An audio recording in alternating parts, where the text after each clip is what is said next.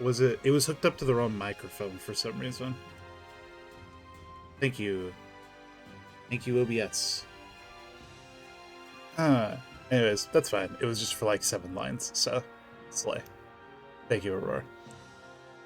Tell me, do you subjects know the truth of their existence? Or the truth of yours? Something tells me you're still deceitful. Just as I thought.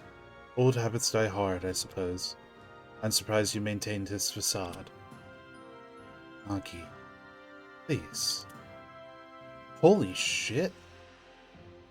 Please, what? Do tell me.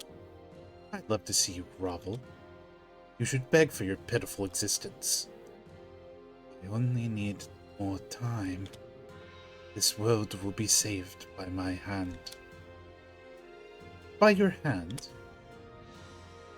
Don't be ridiculous. Thank you for the 3 watch streak, Aurora. Glad you're enjoying this. Everything you touch meets a plagued end. And soon, Takamagahara will fall. Or whatever it is you call this place now. You can't change. Congratulations on being first, Amphy. You weren't the first, but we'll say that you were. You can't change the truth of your world. You have a kingdom that houses the dead. Although you rule over a rotting carcass. Your subjects are nothing but maggots. They writhe through its cavities for succor. So tell me, how can you save something long since dead? Something built on the carrion of your woe? It's possible. I beg you for your lenience. Don't make me laugh. You've become a pitiful man, Velasquez. You are not fit to be in a position of rule. Your world is in my hands now. I'll teach you people one simple fact. Salvation can be found through destruction. Nagi pushes Velasquez away, laughing loudly. His laughter echoes through the halls of the castle. Nami, sister, we must go. Yes, brother. It's time for some divine intervention. Prime Evil. That was the end of chapter 6? Damn. Once again, I stopped right before it ended. Kalen grips the bars of the prison cell. Bob remains fast asleep, fatigue taking up. Really? And what makes you think I'd do that? You're the one who stuffed us down here. It was a lap in judgment. Surely you understand, Kalen. These things happen all the time. That's so. You let people starve or sell often. That's a pretty big admission of guilt. My chops are not in southern mode. Hey there. How's it going? You doing alright? There we go. No, that's not what I meant. I meant that people often make mistakes.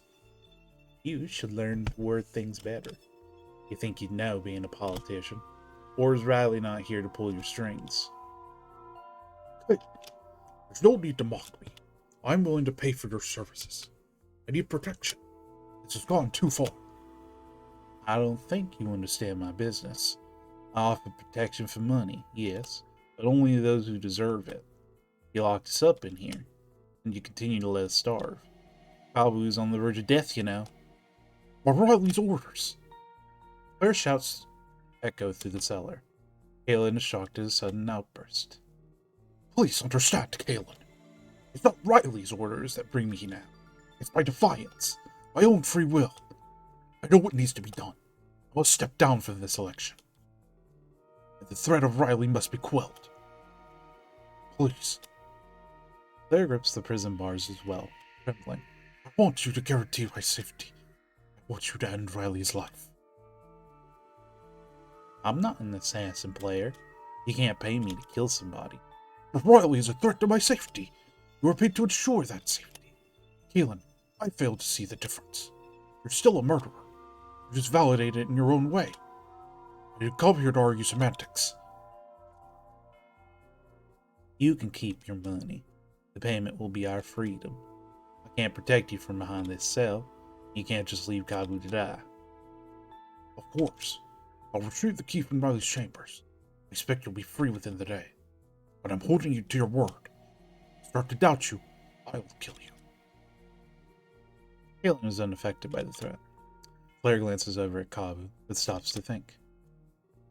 Wait. I feel you've come to terms with death. A mercenary can't expect to live forever. If I doubt you, Kabu will die. It will pain me, but it's necessary. I need to guarantee of your compliance. Watch your tongue, player. Your life will be in my hands. You don't want to take advantage of me. Oh, but I think I do. He releases his grip on the bars and turns away. Make yourself ready. I expect armed opposition. But I don't have anything. He confiscated all of my weapons. I'm sure you'll think of something. I'd hate for your freedom to be short-lived. He walks away without another word. Hi, Kira. Welcome in. Yes, I'm on chapter 7. Kalen turns to Kabu, worried of what might happen. There's 4 more chapters, including this one. So 10 in total. Don't worry, Kabu. I won't let him touch you, no matter what happens here. Yeah, I think I'll save my game. If the save files are correct, we probably have like 14 more saves. So, here's hoping. Chapter 7, The Paths We Walk. Rook focuses on his breathing, trying to calm down. He grabs the bomb and places it beside him. The green light signals its continued safety. Why did he choose me?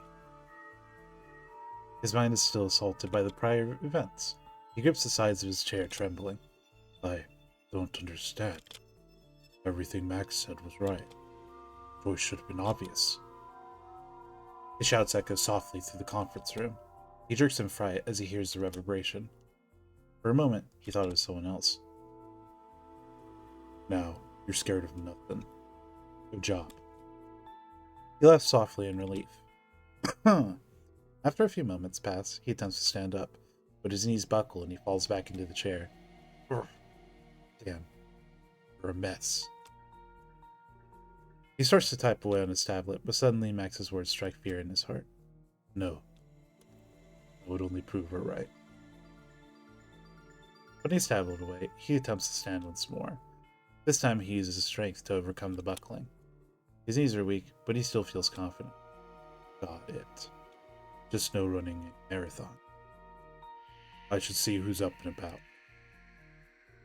He takes his time with slow, heavy steps.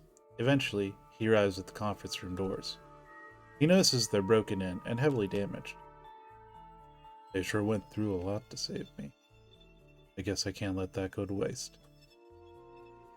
He takes a deep breath before leaving the room. When he gets outside, he slowly scans the vicinity. There's no one in sight.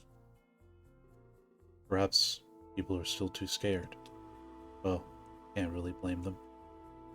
His eyes find their way to Singe's office. The door is firmly shut. I hope he's okay.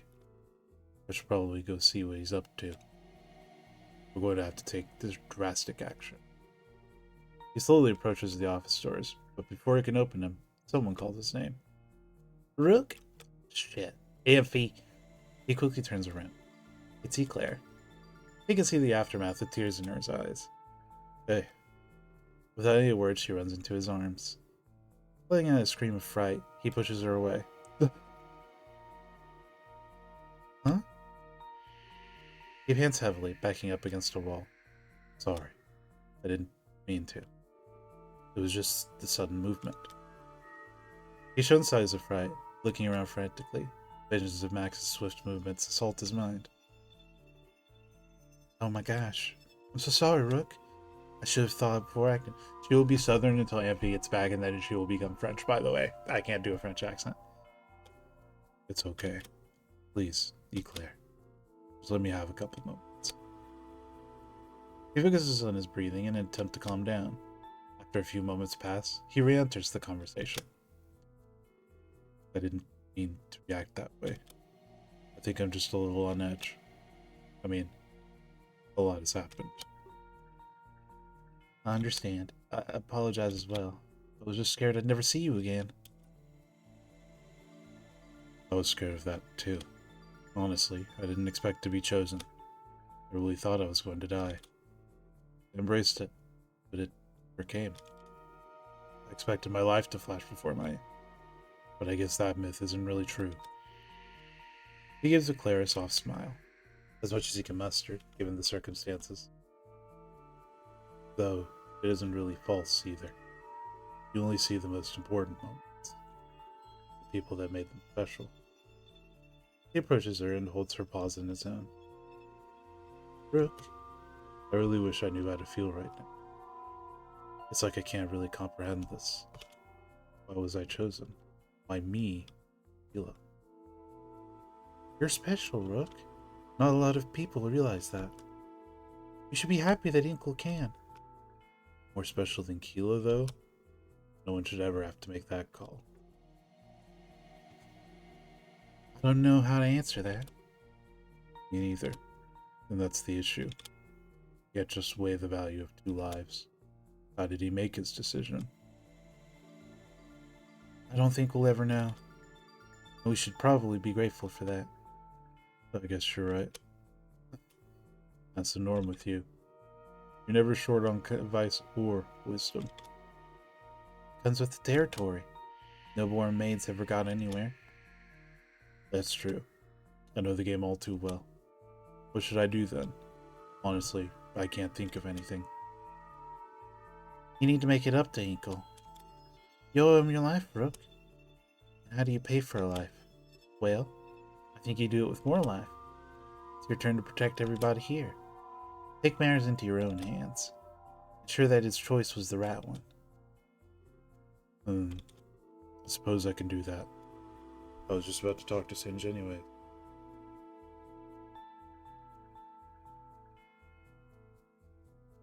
Not to take away from this drastic experiment. At least it didn't get Jason taunted. So true. Really? About what? Well, after all the stuff that's happened, I've never been more certain of one thing. We need to leave this convention center. Baby steps. Rook and Eclair are getting closer. Velasquez brings himself to his feet. He shouts in an attempt to stop Nagi from leaving. Wait! Please, don't do this. You're still conscious? Father, why don't you just give up? You can't justify the salvation of Terra. But Terra houses billions, Nagi. You can't just condemn them to death. Father, they're already dead. You need to let go of these people. You're clinging to spirits. Unless you plan to use their energy. Yes, these two are father and son. The son, Nagi, also has a sister named Nami, who looks exactly the same.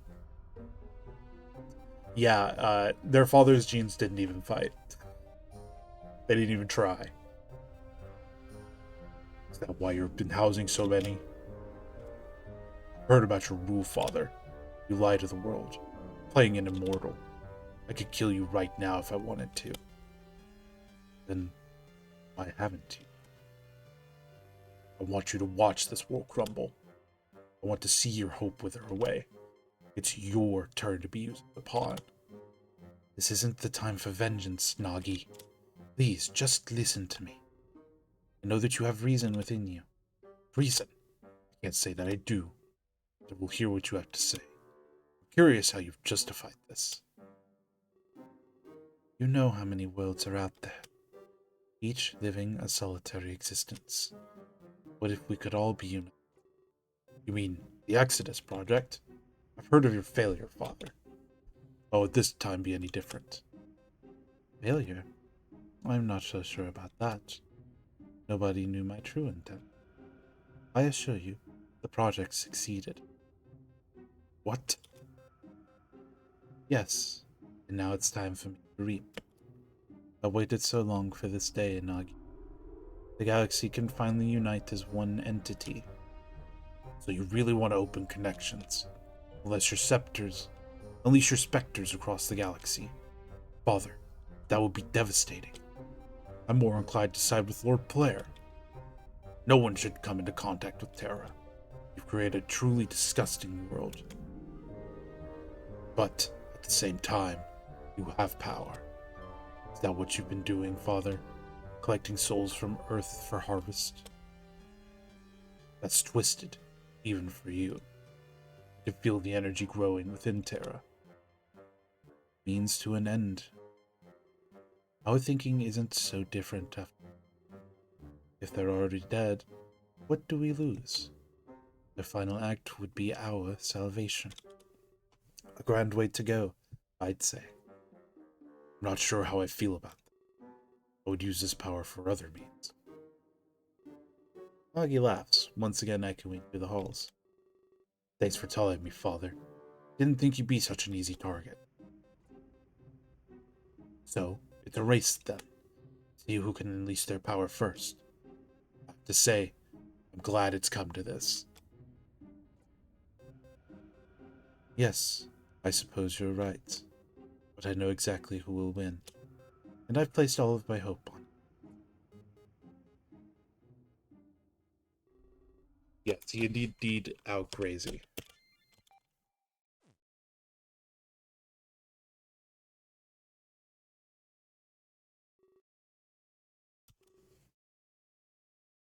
The last two chapters have made the first 5 chapters completely irrelevant. They just lied. There's no music, Sleepy. It's quiet. Trust me, if there was music, I would know. It's ear grating. We're on chapter 7. After this chapter, there's 3. Then how did you hear me say that? Silly. Wasn't I supposed to be in Terra?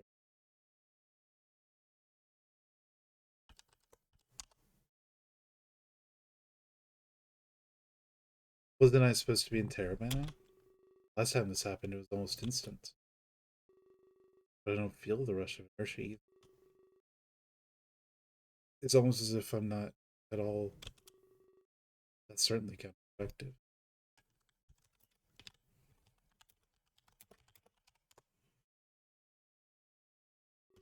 Especially if I was needed in Terra.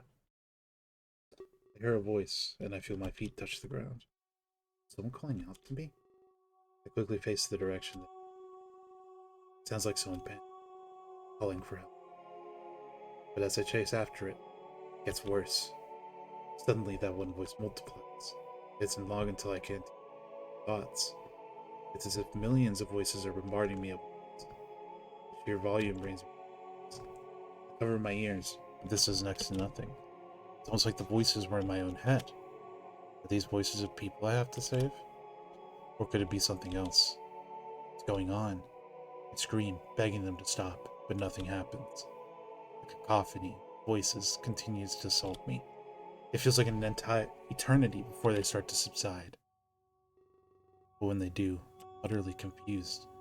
The sight before me hurts my mind even more. Hey, Inkle. I'm so glad to see you again. Rocker? Didn't Sin say that he was murdered? Everything that happened, Max did. You're right. Max did kill me. I hate myself for trusting her like that. But it's already done. I can't go back. I ask him what he's doing here. I wonder if he knows where we are. I really don't know either. In fact, I was going to ask you. Seems like you're important. Ever since Max killed me, it's almost like we've been connected. I've been seeing things through your eyes. But I've been hearing all these voices, too. So I don't think I'm the only one. Seeing through my eyes? That doesn't make any sense to me. There are way too many voices, but sometimes you can make them out. They're definitely watching you as well. One of the reasons I'm not scared. I don't feel like I'm really dead. Like, perhaps I can get out of here. Know anything about that? I would really like to go back home. A lot of people miss me right now. I have to give him bad news. In fact, I was just as confused as he was. That's unfortunate. I was hoping you'd have some information, but I guess that was too much to ask for. He starts to fade away. Well, I keep thinking one thing. If this really is the afterlife, then maybe I'll get to meet him again. Hey, don't go. We still need to talk. I shout as loud as I can. We weren't close enough to. But it seems like my desire would go unfilled. Soon enough, I feel that familiar rush of inertia. I quickly turn back and shout his name. At this point, I feel like I'd never see him again. What was Rocker doing here? Why were there so many voices? Zelda was getting close to Terra. This time, I'd arrived with nothing but regret. That an unfathomable amount of questions. Dude, I think me not talking to Rocker just saved me 10 minutes of my life. So there was one option to talk to Rocker. I had one chance to get any relationship with him whatsoever. So, you had a chat with Kalen. I assume that everything went as planned. Yes, Riley. He believes I will set them free, in exchange for protection from you. Excellent. Welcome back, Pikmin. I'm back. My farts have been smelling so fucking bad. Like, this shit is foul. I haven't eaten anything that's like bad, right? But it's just like, it's like death. I haven't eaten like an egg. Like, I haven't eaten eggs in like a long ass time, but it just smells like egg. Oh, what did you just start? Some tea. Nice. Also, I've looked about Wayward.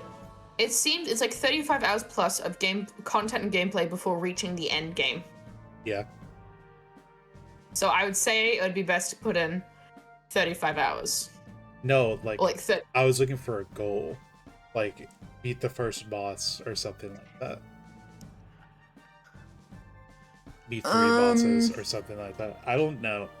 I have to do more research. However, that's not until That's not until like 2020. We don't have to worry about that for a while. Excellent. You missed Declare. She was back for like 10 lines. I'm good.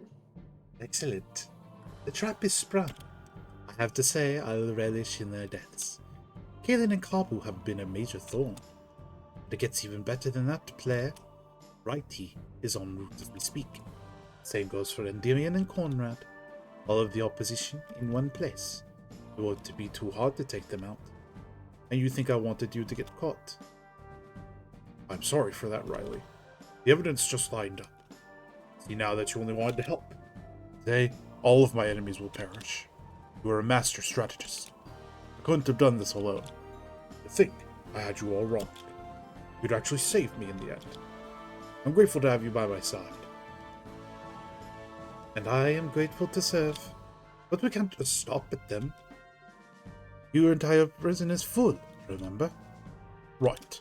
All of those immigrants. Let's ensure that none of them are freed. Figured out, they would testify. What would you advise? We can't have them talking. I'm glad you asked, and I've come up with a great solution. You're going to burn down the house. The flames will ensure that nobody talks. I'll move Kalen's corpse to the front yard. It won't be hard to plant some evidence. Evidence that will frame King Velasquez. Oh, we figured something out, Amphi. Terra is the afterlife. Terra is not a different world. Terra is just the afterlife. So everyone in Terra is already dead and spirits.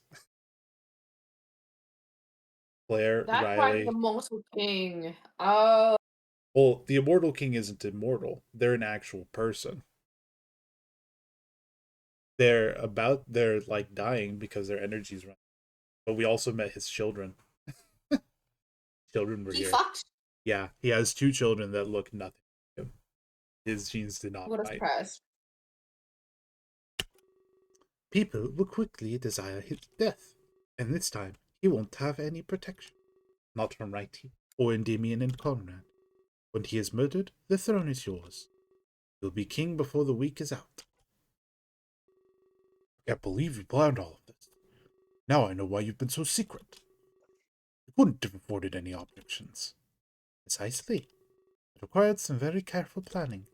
But everybody has a weakness of some sort. Righty has a weakness for Kalen. Kalen has a weakness for Kabu. And that special earthling in our cell, well, that's Endymion and Conrad's weakness. Didn't take much to line everything up. He lined everything up in 3 days, by the way, guys, just so we're clear. This game has been no longer than a week. So, with that, there are more obstacles. Why don't you join me for a drink? For the reign of our new king, Blair. He's going to poison them. Yes, for the reign of our new king. Would you like to save the game? Yes.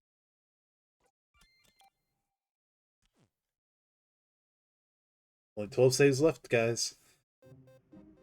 Singe, you have to listen to me.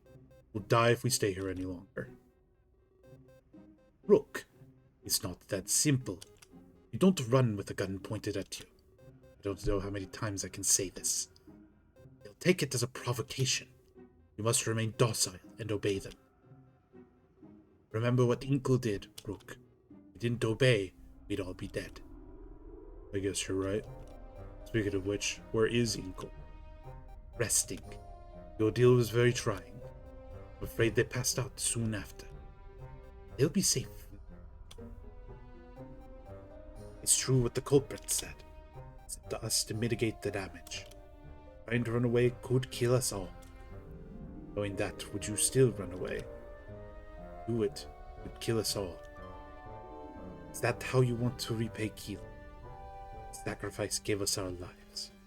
We can't squander this gift. Huh? Man, this is going to be a PR nightmare. Keel didn't even get to sign the waivers. Things haven't gone exactly as planned. But Rook, tell you something. Something that can never leave this room. What is it? Started to dig a little deeper. You know, into Keela's history. I wanted to notify his next of kin. But I couldn't find any. He didn't get to film. So we don't have emergency contact info. I guess his family stayed under the radar. That's hard to do in this day and age. To be honest, it was the same with Acheron. Look.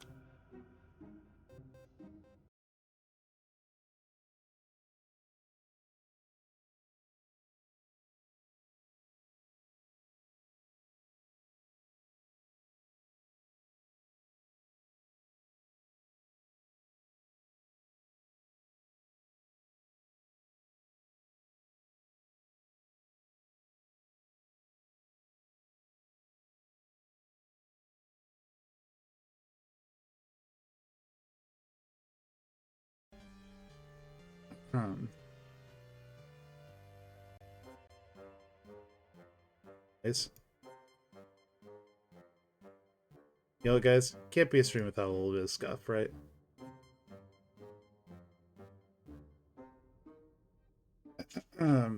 Anyways, where was I? Looking him up gave me next to nothing. It's like you have ghosts on the tour. Get it? Ghosts, because Terra's a ghost world? So what are we going to do then? People will want answers, Singe. That's exactly the I found the goal of Wayward! I've never been... What? I found the goal of Wayward! Awesome. I did it. I've never been more clueless in my life. You don't sound that excited. Well, I'm reading it. What's the goal of Wayward? Tell me. Pause this scene. Find one of each type of treasure. That's the goal of Wayward? Yeah. You don't even leave the island? No, you can leave the island, but it's kind of like in a Starbound where you leave the island, where you leave your home planet, but there's like a bunch of other planets you need to explore to get to the main goal. I should give you Starbound. That game has a long ass end game. Alright then. He reaches into his pocket and pulls out some paper. Places it face down on the table, in front of Rook. Huh? This is what you must never repeat. Only turn it over if you give your vow. That's all I could find in my search. Rook hesitates for a moment, utterly confused. Know that people will want answers. Denouncing Keela's death to the world, I feel it would only cause. Yeah, fuck yeah, Keela's dead. Rook gulps as he slowly turns the paper over. Or if you want me to play those games, you gotta gift them to me, and then I'll play them at the end of the list. A moment later, he looks up at Singe in shock. But this is right. It's an obituary. Rook, I don't know who we lost to that bomb. The real killer has been dead for months.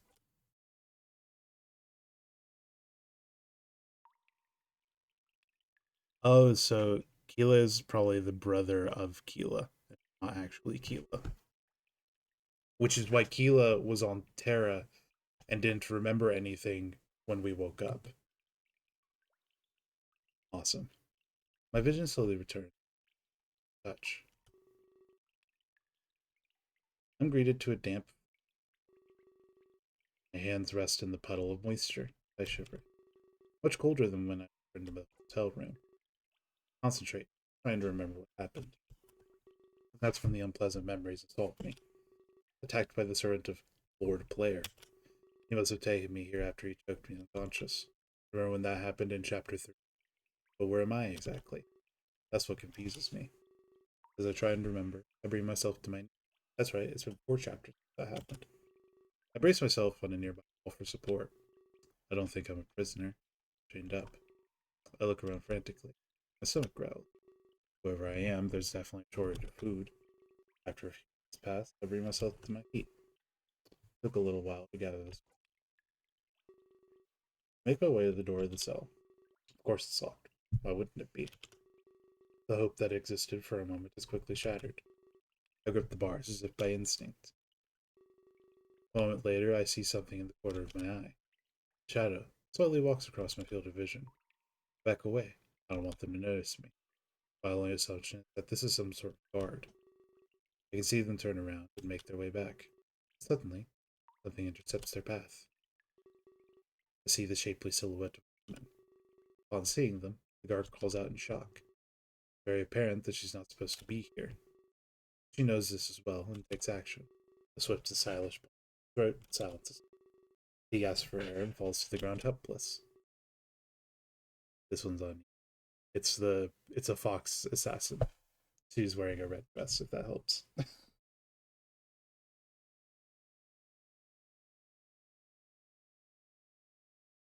Amphy. What? This one's on me. Oh, It's a fox assassin. fuck. I hate it when they go down easy. It's no fun without a fight. The guard tries calling away, fearing for his life, but she crouches down and pushes his feet into the dirt. So, do you have any last words? Hi, Shiki. Something that could, I don't know, change my mind. I'm not all about killing, you know. I watch the guard squirm and attempt to speak, but it's quite clear that she's mocking him. She pulls out a blade and quickly slits his throat. The floor becomes stained with blood. I hope that you find peace in death. At this point, my back is against the wall. I see her fiddle with his pockets and find some keys. After inspecting them closely, she turns to me. I rhymed, weirdly. What are you doing all the way back there? Do you not want to get out or something? Amphy, mommy voice. Yes, KO. Sorry, Shiki. I'm sorry. Come a little closer. Tiki, you'd be so proud of me. We're getting through a visual novel. Yeah, it's awful. Let me see that pretty face of yours. After a brief pause, she looks back at the guard. Oh, don't worry. You're not gonna end up like him. I'm being paid handsomely to keep you alive. She fiddles with the lock, and I become more relaxed. After a few moments pass, the cell door swings open. Please be hot, please be hot. Yes! This God! is... Oh no, she needs more mommy voice. She needs more of a mommy voice. I don't think she does. Look at that one. Gosh, it's so much blood. And people wonder why I wear it. Hair? Because you're not wearing anything. Get up, love. You're coming with me. She smiles at me and helps me get them on my feet. But this is all too confusing to take in stride. What? Is something wrong?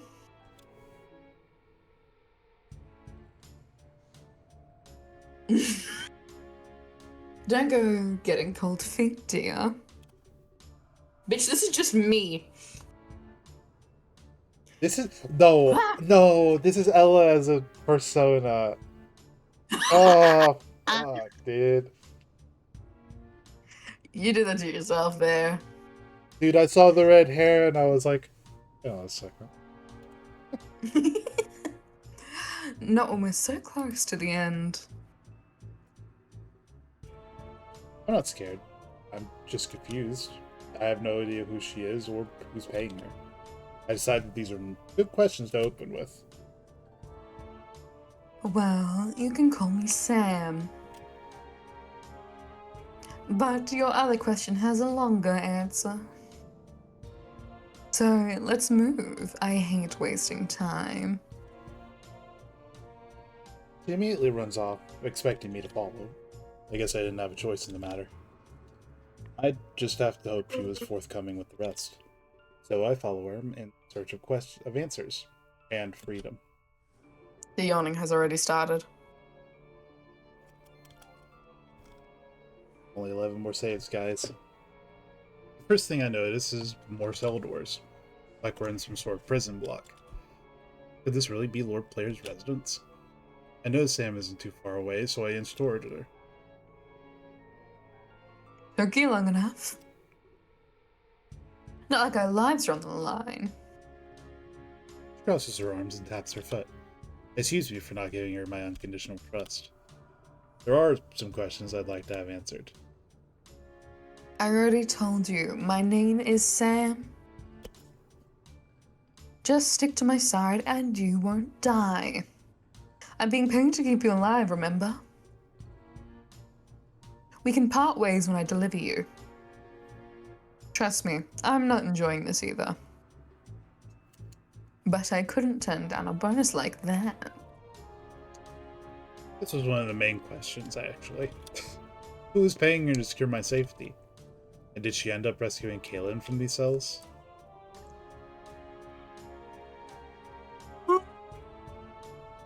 Alright, if you're gonna yawn, I'm gonna shoot you in the head. Sorry, Kaylin was nowhere to be found.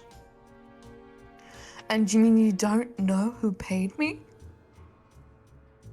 You must be more oblivious than I thought. Does the name Righty ring a bell? You mean that person I met once yesterday? He gave me quite the generous offer. Normally I'd refuse, but not this time. I got offers from other people as well. Endymion and Conrad, their names were. You seem quite popular on Terrangle. But money talks, and they were too quiet. I had to take Righty's offer in the end. I'm told that you do go back a little bit? Yesterday. Yeah, one whole day, a little. one conversation. So I guess Righty went through with his attack. But I guess it's easier to do with the team. I take this as confirmation that we're in Player's Home. Yeah, he shouldn't be too far away. When I deliver you to him, I'm out of here. I'll be set for life after all of this. Welcome to the club, Aurora. She gestures broadly at the open cell doors. I have no idea why he held prisoners. But Righty paid a bonus for their lives. It won't be long before they expose Claire. Aurora, Why the hell the... literally almost the second scene when we were going through the blue. After a few moments of walking, Blue. we reach a large door. I can only assume that this is the exit. That's what you're confused about, Aurora? Oh my god, my Discord crashed.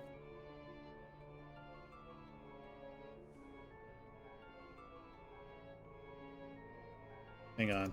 Pause for technical difficulties.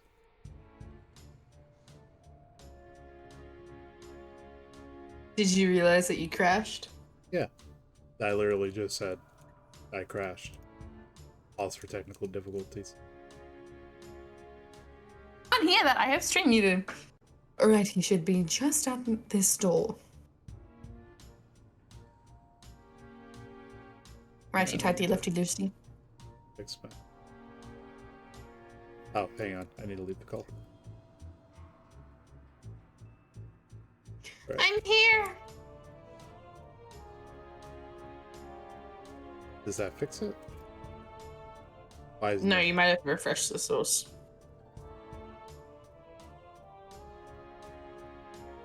There you go. Neatio. Right, he should be just at this door. Sadly, I can't get involved any further. I'll find a way out somewhere else. But trust me, we'll meet again. When in the 3 chapters are we going to meet again? And maybe we can have more fun. I'm interested. Sam runs off, brushing my shoulder on the way out. I'm left alone with a large door in front of me. Could I trust her? What if this was a trap? I look behind me, and she's already gone. I guess I don't have any other option. I open the door and hope that Righty awaits me.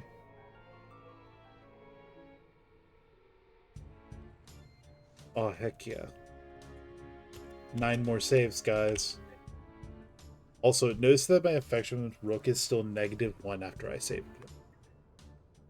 him. Let's just take a moment to consider that. I immediately notice how large this cellar is. Claire and Riley had a massive operation at play. It's wet and humid down here, not cared for. I take a few steps forward and scan the area. Didn't Sam say that Righty would be here? I look everywhere, but I can't find him at all. Hey! And just I'll like try that, again in the most high-pitched voice. just like the cellar, he popped up in behind me. It doesn't scare me as much, but my heart still pounds. I don't think he could have picked a worse time. Oh, I frightened you. I'm sorry. I'm trying to tread Can we go lightly. back? What? Do you remember the description of his voice? Low. The verbatim Incredibly in-game low. description. The verbatim in-game description is incredibly low. I'm trying to tread lightly in here. He looks behind me as if expecting to see someone. Was Keela back there by chance? He disappeared around the same time as you. I go up before I break the news to Righty. I let him know that Keela had passed away last night. He was involved in a tragedy back on Earth. I see. That is most unfortunate. He was a very bright soul. How does he know that? How does he know that Earth exists? You know. And this is the afterlife. Shouldn't he still be here? It's hard to find that in this bleak world. I better not tell him that it was my choosing. Yeah, or we met. That was in the stream, you weren't here. Sino Keela! Yeah, he introduced Keela to us in this world. Keela? Yeah. Who's Keela? I have no idea. Wait a minute. Back on Earth? Am I to believe that you left Terra? Yeah, cause we killed Keela! And we met Keela on Earth on the train. Yeah, so, guys, Keela and I were transported to Terra the same night. And then we went back together. But it said he introduced us to Keela. Yes, he did not know that we knew Keela. Before he introduced them to us. Like, he had no idea that we were from Earth. I nod. But that's impossible, Inkle. Our connection doesn't work that way. I swear that I'm telling the truth. Before I woke up in Okay. the cell, I went back as well. That's a pretty tall tale. But it would explain the king's interest. There's more to you than I thought. He crosses his arms, losing himself in thought. You must have seen Sam, right? I hired her to help me out today. She was supposed to rescue any prisoners, but there were just so many. I didn't know Blair was capable of this. His hatred truly knows no bounds. Sam saved me before she left the manor, yeah. And I should probably tell Riley the truth. Isn't Lord Blair behind this, it's Riley. At least, he's been the one pulling the strings. But before I can, we hear a crashing. Riley. Who is Riley? Riley is Lord Blair's second hand. The dog in the red suit. And the... yeah. And the golden... I forgot the word for them. I looked to Riley and asked what we should do. We need to investigate. I think Blair already has Kalen. He wasn't in any of the cells. Just like Sam mentioned, that worries me. We can't do this, Inkle. Together, we're going to expose the king. He hands me a sword. I don't know what to do with it. I really hope he wasn't expecting me to fight. The art of swordplay has been lost on Earth. Before I can say anything else, he runs off. I follow him to the best of my ability. It isn't very long until we get upstairs. I'm baffled by how large this place really is. It's a stunning counterpoint to the Wayfarer's Tavern, and for that matter, the society I saw before. Is this really what the upper class was like here? Calling it a mansion would be an understatement. It's a veritable labyrinth and showcase of wealth. We turn corners until we arrive at a large atrium. I assume that we're tracking down the noise we heard. Sure enough, it's Endymion and Conrad. They immediately turn to us, drawing their weapons. Righty, hand over the savior. I don't want to fight you today. I'm afraid I can't do that. We're here to rescue Kalen. After today, Velasquez is exposed. You just won't give up, will you? There's nothing you need to expose. Endymion draws his dagger and lunges towards Riley. Riley quickly weaves to the side and punches his gut. Endymion stumbles backwards, winded. A lucky hit. You need to stop being so blind. The king wanted Kalen imprisoned. If I don't save him, he'll die. Lord Player's a relentless killer. There's no way Kalen could escape. Riley draws his axe and holds it forwards. Help me take down Player and rescue Kalen. If you don't, then you're our enemy. What do you mean, our enemy? The savior's on our side, you know. Endymion takes a fighting stance, looking at. It's not true, Endymion. Inkle chose to side with me yesterday. Even he saw through Velasquez's facade. Spouting lies as usual. They'll do anything to get your way. Not this time, Righty. Where's Comrade? He lunges towards Riley once again, but this time I take action. I jump in the way and hold out my sword. Endymion stops in his tracks, dangerously close. Don't tell me it's true. We went through so much for you. Tell Endymion that he's overthinking things. Siding with Riley was safer than rushing to the king. I had no idea what he wanted with me, and it was scary. But rescuing Kalen would reveal the king's intent. If the king was truly evil, I'd stay away. But if he wasn't, then we could venture to him safely. Saving Kalen was more like flipping a coin to me. Better than rushing in against unfathomable odds. I came from another world, and I couldn't be sure. I needed to know Velasquez's true nature first. If our situation were reversed, he'd do the same. This seems like a good explanation for him. He sheathes his dagger and assumes a neutral stance. Very well. I trust you. But we don't have time to rescue Kalen. Like hell you don't. Taking down Player is what you wanted. Helping me will accomplish that, too. This is where I decide to tell them the truth. Lord Player wasn't behind all of this. It was Riley. He played the role as an advisor and controlled him. What? Are you serious? But we saw the bloodied rags. We know Lord Blair attacked you. That's why we came here to begin with. Before I can continue, we hear a noise upstairs. As if on cue, Riley enters the scene. I'm surprised you didn't see it, Endymion. You work with fake evidence all the time. But let's get things moving, shall we? I'm tired of your endless bickering. He turns around and grabs something from behind him. Or, wait, grabs someone from behind him. And Damien and Rydy immediately take a fighting stance. This must be Kalen. You can't put aside your differences, not even when lives are on the line. Kalen squirms in his grip, clearly overpowered. Riley holds him still and places a knife to his throat. You all think that you've won, but you couldn't be more wrong. Soon, this entire building will burn. There won't be any proof left behind. And I'll hunt down the prisoners you saved, just as soon as I slit Kalen's throat. But not here. I have a plan. Come and chat with me and Lord Blair. One last chance to resolve things. No matter what, there will be death. And the outcome will decide our election. Today, the throne will be secured.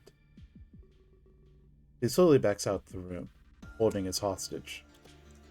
I look at everyone beside me. I'm not sure what to do. So it's true. He really is the one behind the geese. They both look at me. Thank you for telling us the truth. Yeah, otherwise we might feud Blair. I shrug and tell him it's not relevant anymore. No matter who's in charge, we have to make a decision. Should we go after Riley?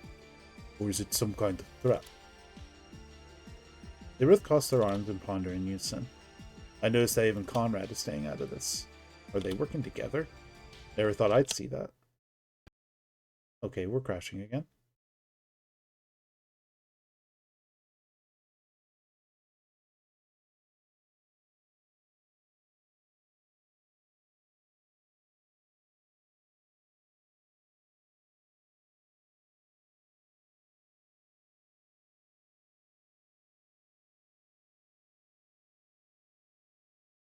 Wow. Welp. Awesome. I twice in an hour is crazy. Why is this game so shitty? Wait, my Discord also crashed. It's just frozen.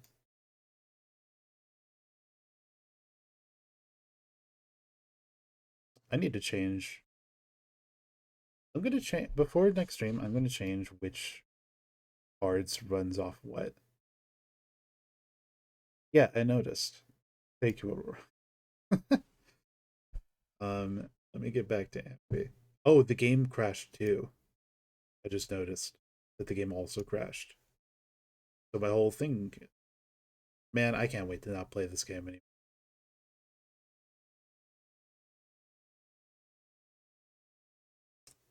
Man, Ampy is not even here actually. Let me open up the game again.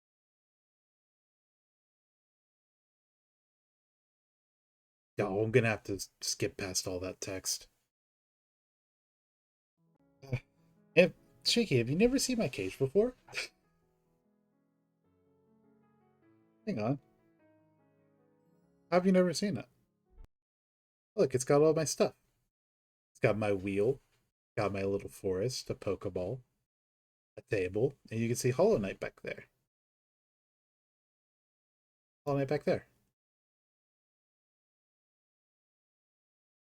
Yeah, it's my rat cage. My house. This is where Sleepy lets me, this is where Sleepy puts me when he doesn't want to deal with me. Or when it's time to stream.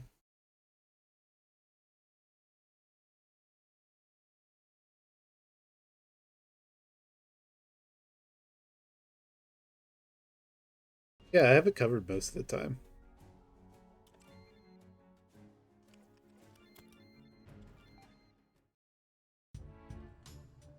We're all the way back here. Anyways, let me just hold the space bar for a while. So, Aurora, how are you doing today? Are you excited to Pokemon battle later?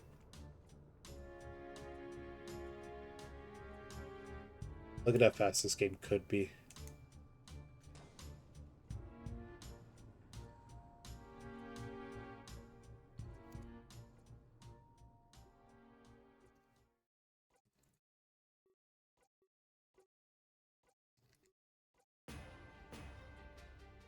been in a cage this whole time.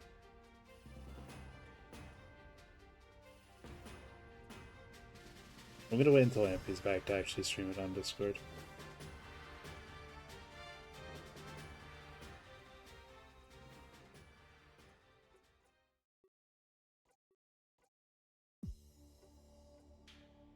We're almost there. Yeah, that's right, guys. I've been in a cage the whole time.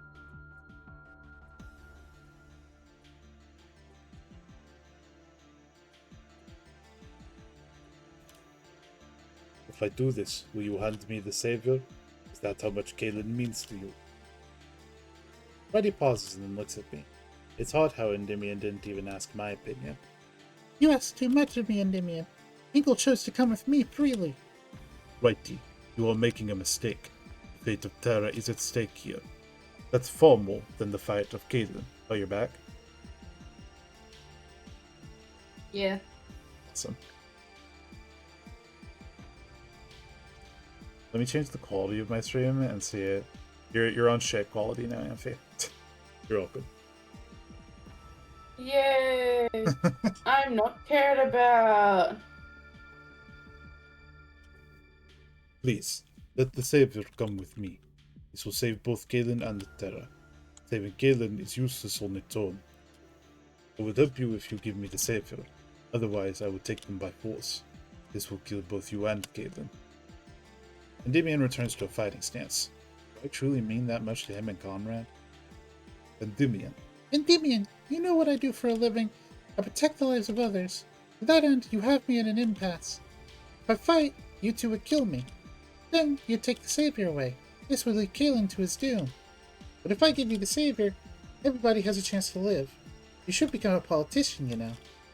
You're great at screwing people over. Making them go against their values.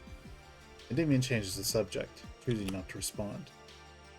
I feel like I'm just some sort of commodity now. But to be honest, anywhere is safer than here. So if saving everyone means leaving Righty, that's okay. A temporary alliance, then. A temporary alliance. They shake hands, but both parties seem hesitant, as if physical contact between them is uncomfortable. They used to boy kiss. We tried working together once, Righty. Let's hope it ends up better this time. So just like that, I'm back with Endymion and Conrad. I can't say I'm surprised after all. The mission I sided with Righty for would be completed. Kaelin would be freed, and I'd know Velasquez's intent. If his intent was evil, Kaelin would testify. But if it wasn't, then I'd gladly help him. It seems like all the bases are finally covered. Like the base of their... They start walking up the stairs, full of purpose. I turn to Conrad, who still seems to be processing this. So what? I'm the third wheel now? They could have picked a better time. He growls before he follows suit. Soon enough, we're all ascending the stairs. When we reach If he's the third wheel, are we the fourth? I guess Conrad and I are also boy kissing. Yippee! We notice the door is open. We all stare at each other, exchanging reassuring nods. In this moment, we were united. Our goal was clear. Incolix Conrad 2025. And with that resolve, we venture forward. Hey, just a reminder to everyone, there is a redeem that lets me skip characters and scenes, just so you all remember. As soon as we enter the room, we separate. We all stand in a line, facing towards Riley and Player. But it seems like they have made a quick switch. Player now holds Kaelin hostage, and Riley Kabu. I examine their faces and notice a disparity. Riley seems calm and collected, completely unfazed, but Player looks around in a panic, fidgeting awkward. Riley's leadership was now more apparent than ever. Riley, what do you want? You're cornered, and there's more of us. I want to secure the throne, Endymion. That's all I've ever wanted. That is something you can never do. You need to give up before it is too late. Riley, we can negotiate for your life. Killing you and Player isn't our goal. We only ever wanted to end your campaign. Just give up and you can still live. I'm afraid it's too late for that. All of our prisoners are already freed. It won't be long before they start talking, and after that, they'll want vengeance. Living in fear isn't living at all. We would never be truly safe from harm, but it's good to know you're not hiding. We were sick of pretending not to know. It's so obvious that you belong to the king. This works in your favor, Riley. We can have him make a public statement, or I don't know why you would need to post a link. It's not going to ban you, but I'm not clicking it. You did not Who's sort innocence posting to everyone. Aurora. I don't know why. He would gladly make a statement like that, especially if you surrender your campaign. At this point, you'd be free. Oh, say it's a clip. Don't say it's a link, say it's a clip. Yeah, links equal virus take over PC. Clip equals funny haha. Oh, a clip link. I misread it. Let's try and follow rhythm. Fuck you. I noticed that player has calmed down by now. It seems that he likes what he's hearing. Riley, on the other hand, seems surprised. You really think you can do that? Of course, it would be simple. Did I skip dialogue on accident? But we want protection, too. A place to stay guarded at all times. Don't press your luck, Riley.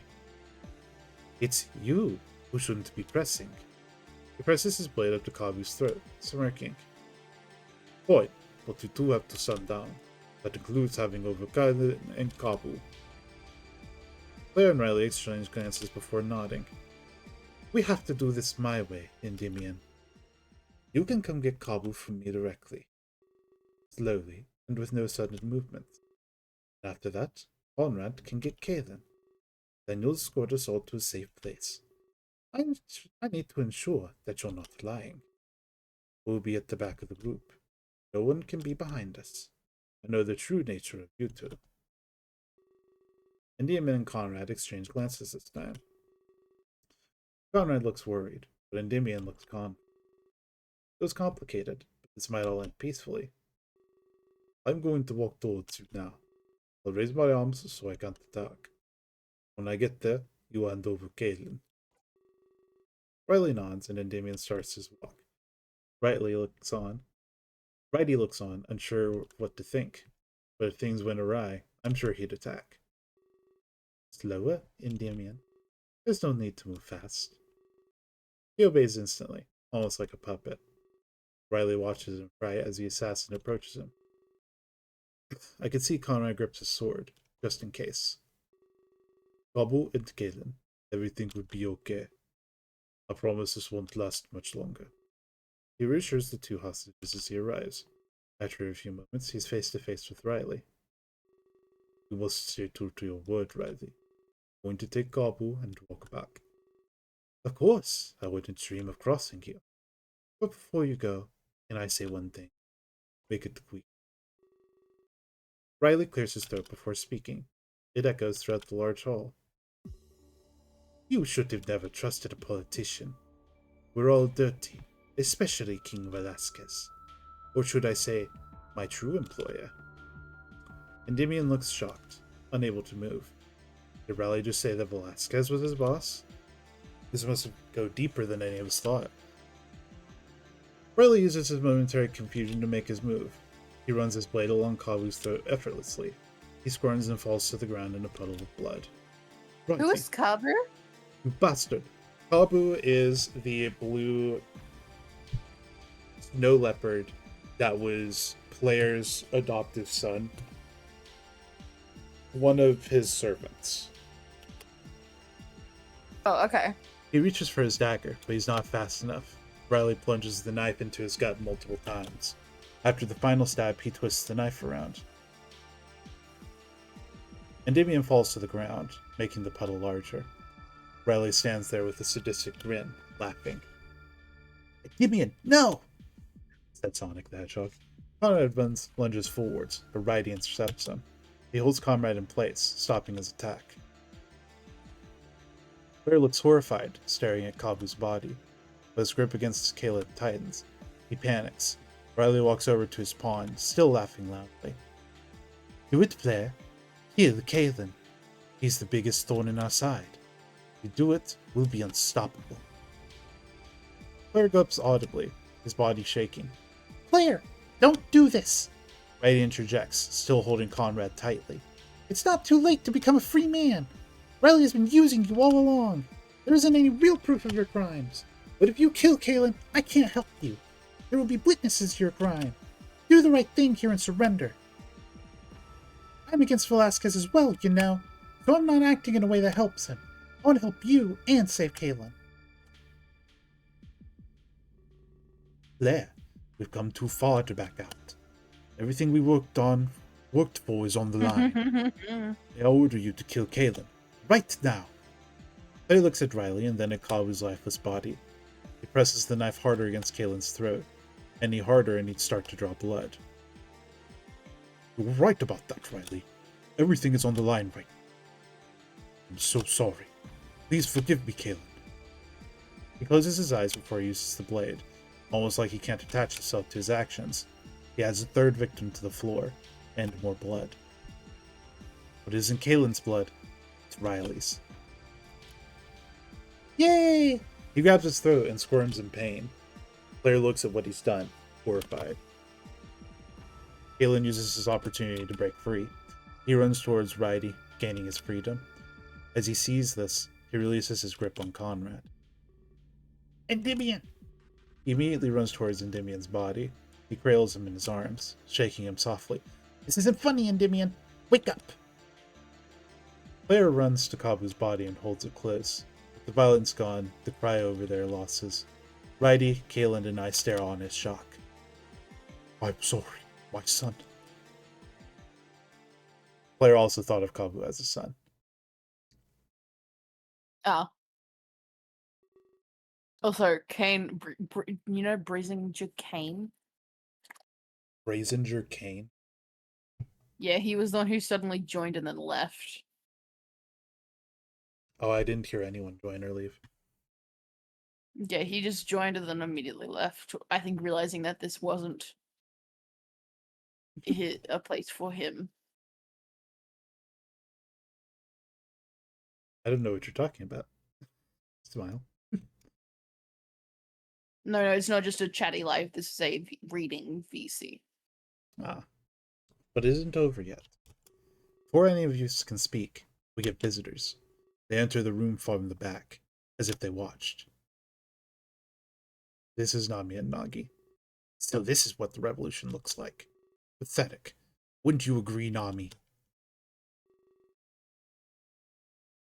Looks at you. Wait, fuck. Is Nami a woman? Yes, Nami is a woman. Ah, I see the titties. Yes, Nagi, I agree. The hurt over such small losses. These men mean nothing in the grand scheme. But I'm thankful they've become violent. It helped me test out my little theory. Father's been Who the fuck deceitful are these? yet again. These are the king's children. Oh my god. Big surprise. They stare at all of us with sly smirks. Who are these people? How are they watching? The man, Nagi, starts to walk towards me. So you're the man that say. Can we look at Yeah. Look at their proportions. They have such tiny little waists, but then their like shoulders are so fucking big. Holy shit, I Their didn't even neck- see their waists. Then their necks are the same size. Oh my Their god. necks. What is going Their on? necks are the same size. To say, I'm surprised. I expected something different. Like the shape of my waist. Holy shit. Look at that shit. I immediately hold out my sword. I've never used it before, so I mimic what I've seen. There's no way I could defend myself against him. Don't be so stupid, Savior. I just want to get a closer look. I back up in time with his steps. No way I wanted this guy close to me. Riley stands forward and holds out his axe. He's leaving Kalen's defense to come to mine. Well, at least there's someone my size. It's useless. Not your size, your waist You is can't so stop me. tiny. Friday takes this as a challenge and leaps forwards, but I find it very hard to explain what happens next. As if she teleported, Nami blocks the way. She extends an arm and punches Riley across the room. He hits the wall with a thud and falls to the floor. He's motionless, knocked out cold. This leaves me and Kaylin alone and defenseless. Thanks, my love. That's your that's your sister? He was starting to get on my No. There's incest. He continues walking towards me. We're really hitting the furry highs. I try to back up further, We need this but I hit the wall. inflation kink. He grins at me, knowing I can't go anywhere. Do you have any idea what you are? Do you have any idea what's inside of you? Oh, my penis. My peanut. I make eye contact with Kaylin. His penis firmly inside me. I can't tell. I can tell he wants to help, but it's pointless. Nami's already coming for my throat. Anyone who can take out Righty is just too powerful. I give up and try to run, but it's useless. Nami appears by my side and pins me to the wall. Nagi holds out his sword as he approaches me. Father tried to trick us. The power that he wants isn't within Terra. For some reason, it's within you. Before I can even think, I'm skewered on his blade. He stabs it deep into the wall, pinning me in place. My body lights up in pain as I start to bleed out. He twists the blade inside of me, intensifying the pain. The gear on the base of his sword starts to turn. I can feel myself become... How does the gear begin to turn? It's a half gear. I think it's the pommel, which is also a gear. Looks like we've won the race. I didn't think it would be that easy. Anything to say before I unleash this? Here's to the future we create. Yes, the future we create. He pushes the blade deeper. The gear spins faster. I feel like it's draining me from essence. They give me such terrifying grin. I have to look away. Moments later, my vision fades into nothing. The last thing I hear is Claire and Conrad. They weep over the family they will never see again. For on that day, they became only memories. Well, that was chapter 7. Yippee, I guess. Is the game over? Several months prior. Oh, What the fuck fuck yourself. are we doing here? I smile as I run down the halls of our local mall. Every day that passes, my odds got even better. Popstar contest had become a worldwide phenomenon. Stocks rose and stores sold out. Everyone won. I tried not to drink too much, but it was addicting. Hey, Amphy, like the narrator. Not only the caffeine, but the prize that awaited. Everybody wanted to live a life of luxury like that. We all had worries we just wanted to melt away. There were so many stores I could choose from, but I had a local joint that I liked to stick to. It didn't get much business, and I thought that'd help. I suppose there's something like a gambler's hope. The less used machines will pay out more, right? At least that's what I told myself.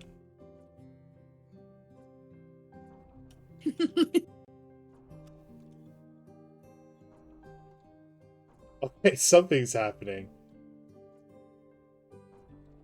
Dude, are we gonna skip like a whole chapter?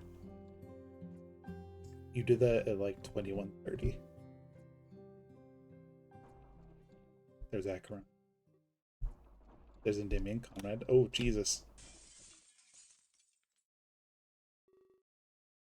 I think We're definitely seeing our life flash before our eyes.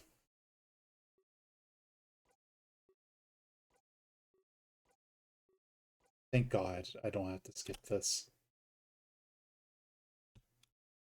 wait, did we skip through all? Did we literally just skip through all of chapter 8? No, this is chapter 8. Hey, it's okay. You're safe now. Take this. It should help you out. You were thrashing about in your sleep. Passed out after the bombing incident. Not sure how long you'd be out. You can see, we left the building. We're in an underground bunker now. You can rest easy. We're safe.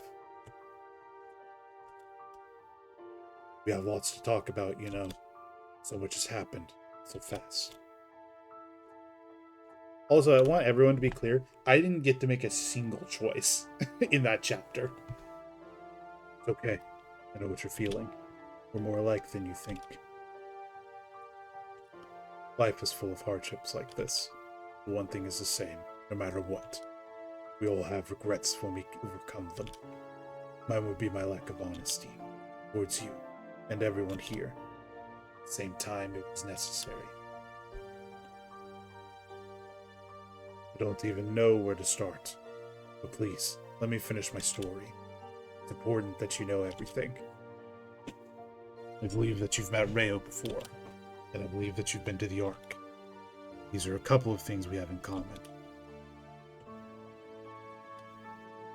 He granted me a portion of his power. Imagine telling Rook, yeah, right? He granted me a portion of his power. The ability to slow or stop time's flow. And with that, he gave me an objective. I was supposed to protect all of you. Everyone inside the convention center.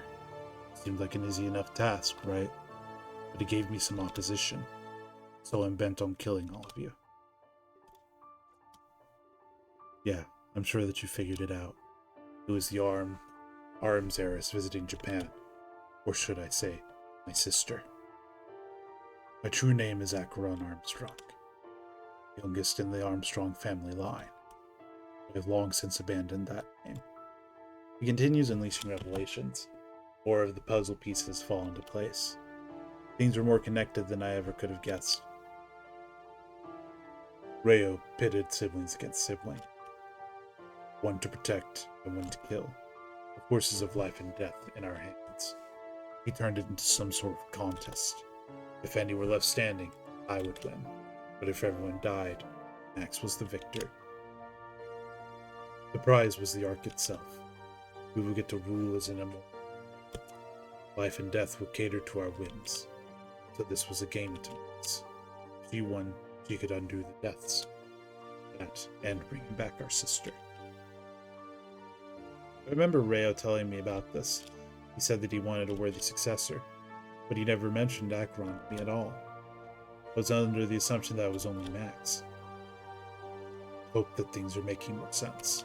That was the true nature of what happened. The truth behind the convention center. So this is all just a battle to rule over the Ark? And we all got caught up in it because of my role? Rayo said he had to watch me as well as the contest. Why would Rayo want to leave the Ark? He said he was bored and lonely. That can't be it. There has to be more to the story than we know.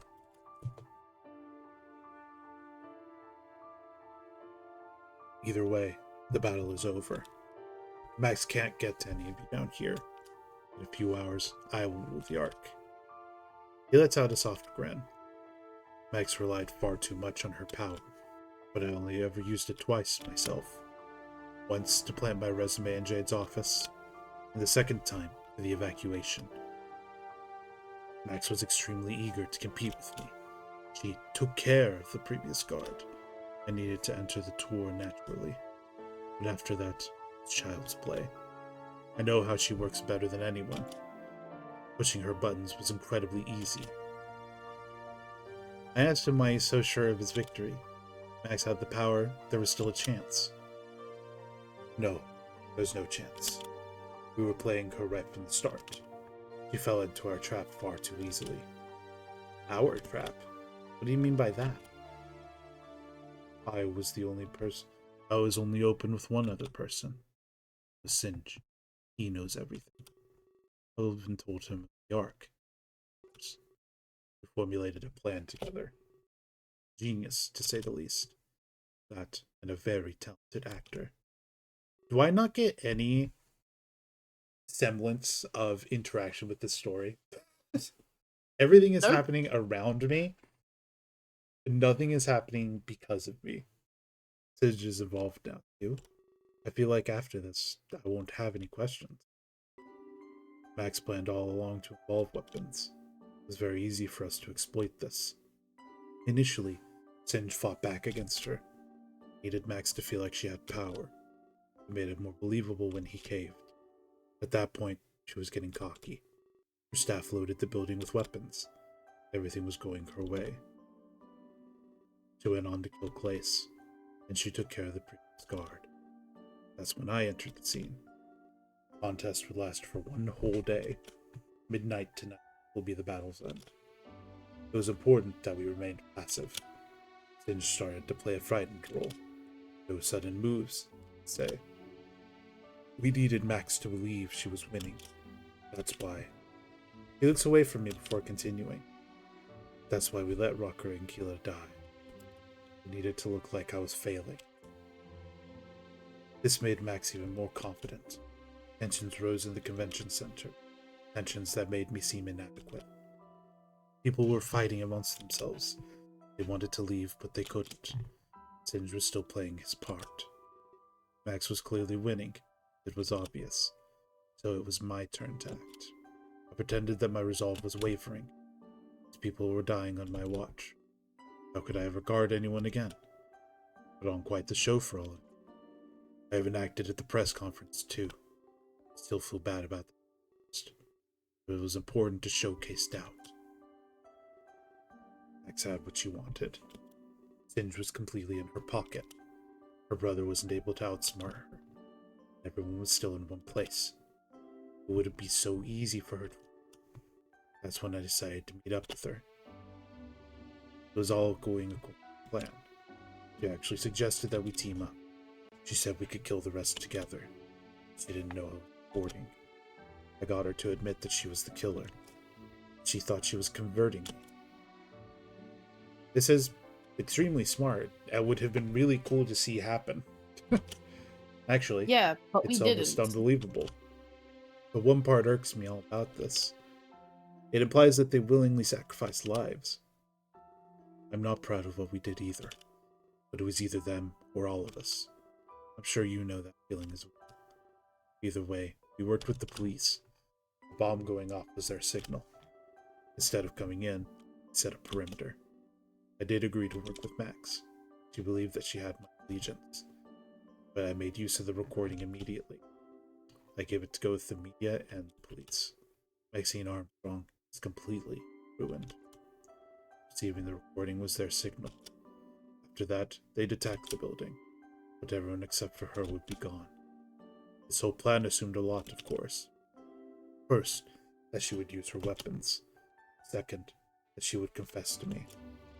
But I know how she works. I was certain it would unfold this way. That's why I made them tactical signals. Trust me, she's not winning. They didn't catch her. She's on the run. She'll lose control of the company as well. Pick the exact time to evacuate. She'd be caught up in saving her own life. There's no way she knows where we are. I believe that's what you call checkmate. This was crazy, to say the least. But if anyone could do it, it was them. And the fact that we're here confirms it. The strategy involved was unfathomable to me. I was just an unlucky soul caught in the middle. I don't know which role really is. In fact, I don't know if Rayo does. He'll be coming here shortly anyway. He has to take me to the Ark. Or should I say, home. Perhaps he'll have some answers then. I suggest taking a walk around.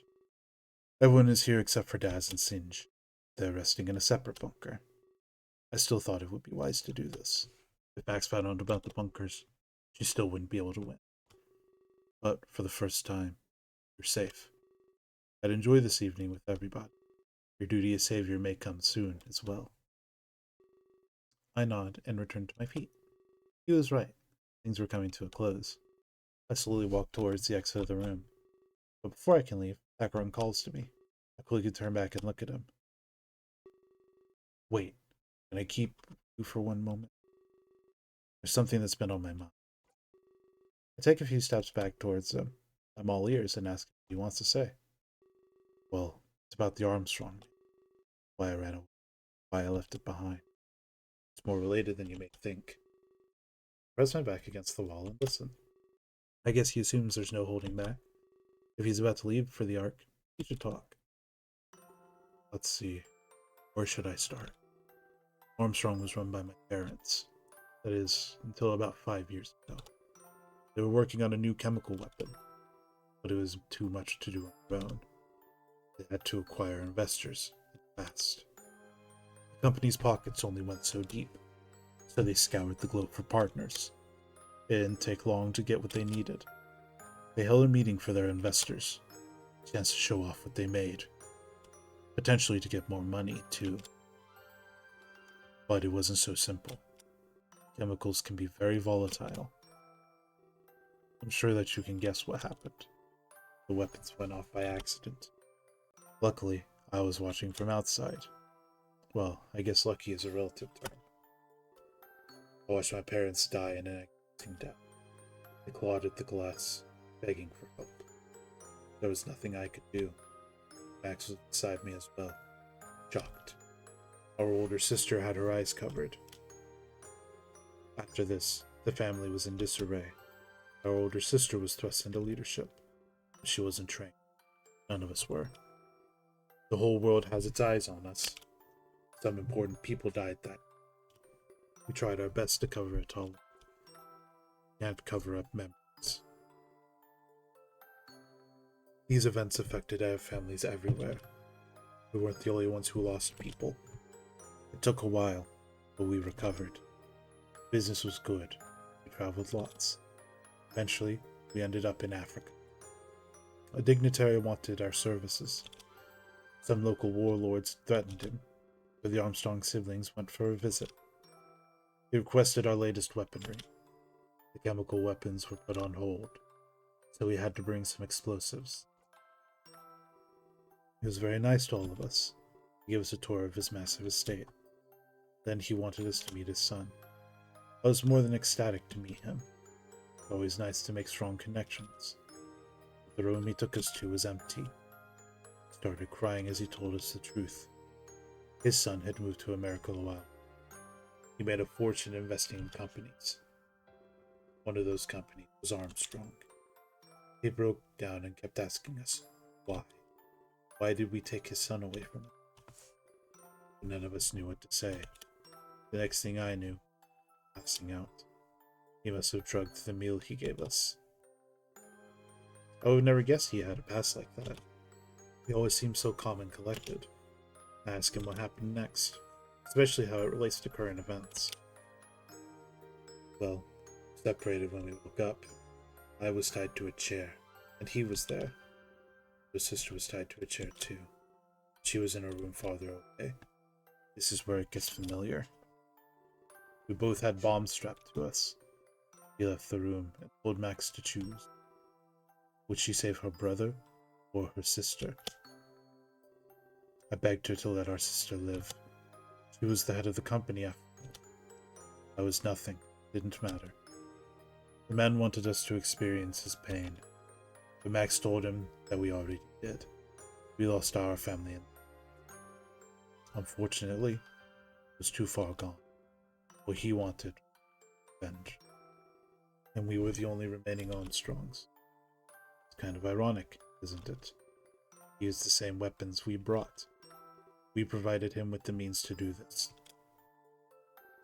I begged and I pleaded for my death. It seemed like Max's choice was obvious, but for some reason, she wouldn't do it. She let our older sister die. I still remember hearing the bomb. I heard the moment her life was ended. The man came in to free me. As soon as he did, I attacked him. I wanted to kill him. I really did.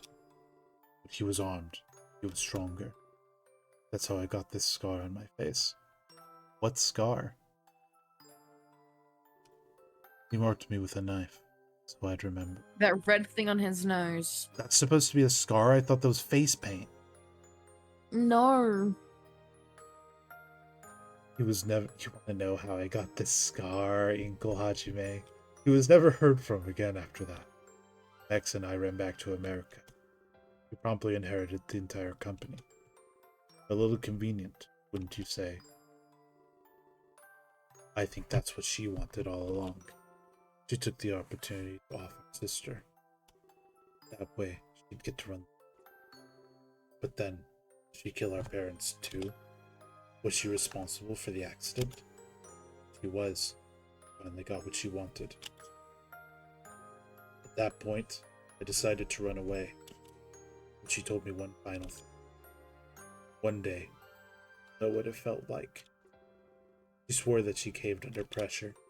It had nothing to do with inheritance. Her body just went on autopilot. But I would never know for sure. At least, that's what I thought. I didn't see her again until this ordeal. And of course, what did she do? Set up those bombs, and to make me. I saw the look on your face. The look of fear. Decision. How could you choose between Keela and Rook? No. Wouldn't take much. It didn't take much thought, man. I'm gonna be honest. One character I You were liked, quite the other I did not. We found that shit quite easy. It would be even harder if it were family. I think she wanted to send that message. She wanted me to see what it looked like. And it's not a pretty sight at all. But it did nothing to prove her innocence. She's not above killing to inherit. It's what she's doing now for the Ark. To that end, the message loses validity. I'm still left with this scar. I remember it every time I look at myself. This really is his Joker moment. My sister's death. And Yep. Max's betrayal. Thought you deserved to know. There was a reason you had to choose, and it was only to prove a point to me. Sorry you had to experience that. Maxine Armstrong, he is insane. She killed to take over the company. She killed at a chance for the Ark. There's nothing she won't do. Now, I don't know why Singe agreed to help, but Armstrong is a heartless company. I wouldn't be surprised if he was the victim. But I'll give you one piece of advice. If you ever see her, run away. Doing that made my life all better. Learned of Akron's past. A fateful choice. He crosses his arms as if he's done talking. I notice it's like, listen in it. You don't need to give me a reason. It's just something else. You can leave the room as you I'm satisfied that I'm learning things, but I'm crushed at the sorrow he must. One of the first. Thank you, Beef. You've been here for a year and 1 month. I'm so happy to have you. Hi, Auntie B. Is that what I would say if I was happy to have her? Hey, Anyways. Rhythm. Yes. Guess what? What? I'm in my bed. Awesome. One of the first things I'm going to do, bring back my sister. We'll make this place. I'm very sorry for you. I hope that you forgive me. As I said, honesty is my threat. This whole thing was set up. I couldn't risk the operation. This time, I was forced to lie. Shut the fuck up! He smiles at me with nothing else left to hide. Then he returns to his chair, ending the conversation. Are you sure it's over? You don't want to call me again and keep talking? It's true. He could bring her back if you... I assume he could do the same for all of the others. It would take a while to process all this information. At least some of my biggest questions were... I leave the room with a sense of satisfaction.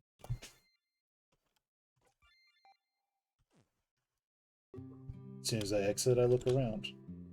It doesn't look or smell any better out here. Boris Akron wouldn't tell us where we were. Probably for the best anyway. Who knew how Max could be trying to track us? Turn a few corners before running into Rook. Hey there, Inkle. Glad to see you up and about. Akron gave you one hell of a speech. I have to say, I was definitely skeptical. Turns out, he knows what he's doing. I knew Singe was acting a little odd lately. If I had known he was planning this, an international sting operation, well, it's good to know that Max was caught. But I didn't know how involved Singe was. I mean, he was playing us all along. Was there ever going to be a tour? Or is the whole thing just a front? I worked for him. I don't even know. I knew it was Max all along. She threatened all of your lives. Couldn't tell anyone else, sir. Boom. Acheron's story got a little bizarre. No one else believed it but me. I got to see Max's power firsthand. I've never seen anybody move like that. My Discord crashed again. Fuck this game. Fuck this game. Doc. Why? Oh, I refreshed it again. Okay, I'm back for real. I accidentally quick. Screen. I refreshed the thing.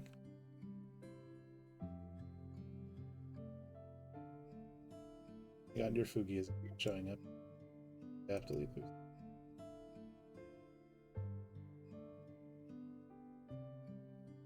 And you could give me a moment. You could be patient. I don't want to have to get up from my bed to go click my mouse. To have to re-click to watch stream. I've never seen It's anybody. cold. Gosh. Look, it's talking. I'm not sure. I've never seen anybody like that. And a girl could never take me down. Plus, she do things she couldn't. I wouldn't believe it if I didn't see it. She could disappear as she saw fit. She jumped around like crazy. She had to have been spying on all of us. Preyed on our weaknesses. I've never seen anybody do that before. Wow. Acheron must have told them a lot. But it makes sense that the others wouldn't believe it. The assumption that someone can control time is crazy. Enough to simply laugh away unless you experienced it. And I heard that Mac said on the speaker. Something about you saving the world? Or did she say worlds? I can't remember. I just know that this is above me. I'm not going to get involved. Max just picked me because of our bond. Whatever else you have to do, I don't think it's any of my... I'll just wait here until we can... That's probably for the best. I wonder how long we'd be here, though. Rook seems to be taking this all in stride. Well, kinda saved my life. I'll believe anything you say after that. Previous evidence just helps support it. Need no reason to doubt you. If Acheron was lying... If Acheron was lying, you'd tell me. What? But, so far, both stories seem to line up. Anyway, I won't keep you any longer. I'm sure you need to make rounds. Everybody should know you're okay. Although, I have to ask you one thing. I heard Acheron say something interesting. Not that I was spying on you or anything. Sound travels down here, you know. I can even hear Shocker talking from... I can't. Nice save, though. He said something that intrigued me. He mentioned bringing people back. Something about his dead sister. Very serious guy, isn't he? He wouldn't make something like that up. Is there really a way to bring people back? Oh no, I don't need to know any specifics, but he'd hardly pull that out of thin air. It's true, Acheron was a serious guy. I told Rook that it seemed like a possibility. A lot of things were still up in the air. But there are people I wanted to bring back too. So, there's a chance it's possible. I wasn't just hearing things then. Can you promise me something equal? Please, bring back Keela. Even if there's just a tiny chance. I can't live knowing it was his expense. I feel like I'm a monument to his death. I can't just walk around acting cool. He's eating away at me from the inside. Bring him back, Inkle. He didn't deserve to die for no reason. We all deserve better than that. You see, morally it's the right thing to do, but emotionally, you have to figure out how to move past that on your own. You can't rely on someone else to just take away that feeling. You have to process that kind of thing yourself. But I'll lie. Of course I'd bring Keela back. It was one of the first things I'd do. There were lots of unknown variables at play. But he has my word. If it's possible, I'll do it. Fine, I'll drink something. Thank you so much.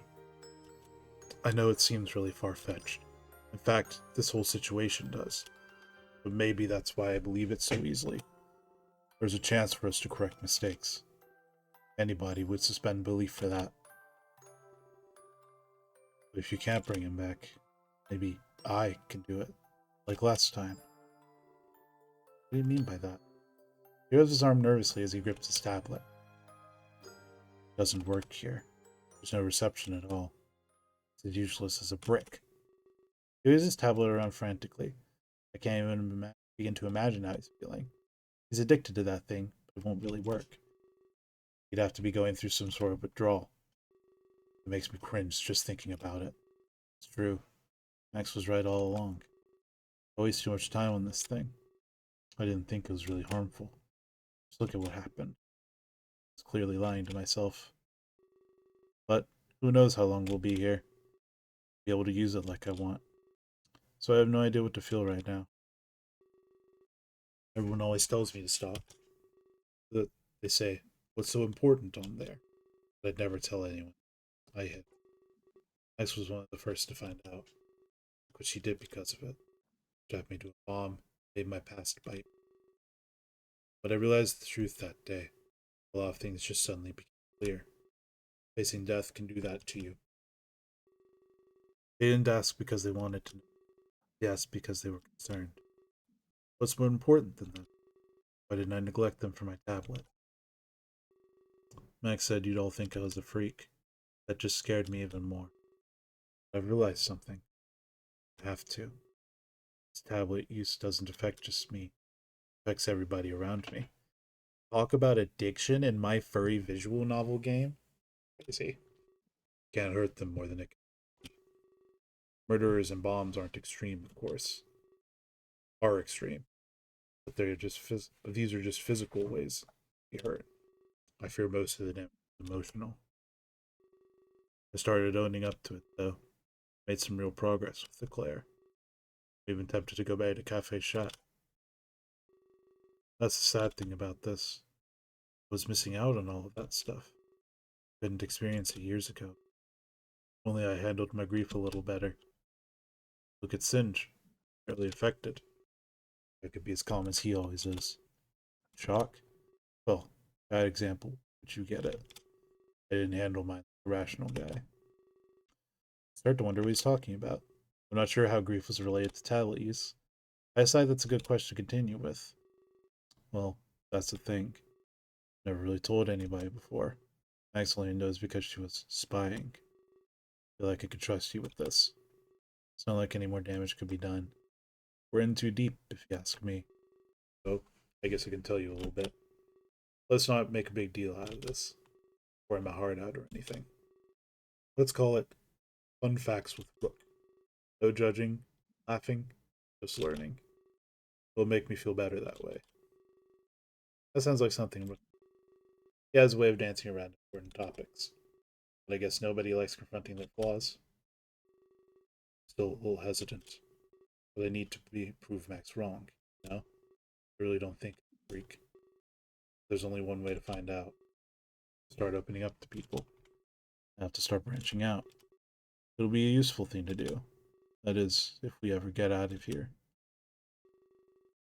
I shrug, but he definitely has a point. This might be a place to ponder new beginnings. We could think of ways to make our lives better. Well, I don't even know where to start. So let's go right to the beginning. Oh my god. When I was younger, I had a sort of mentor. I was born to be a businessman, he'd say.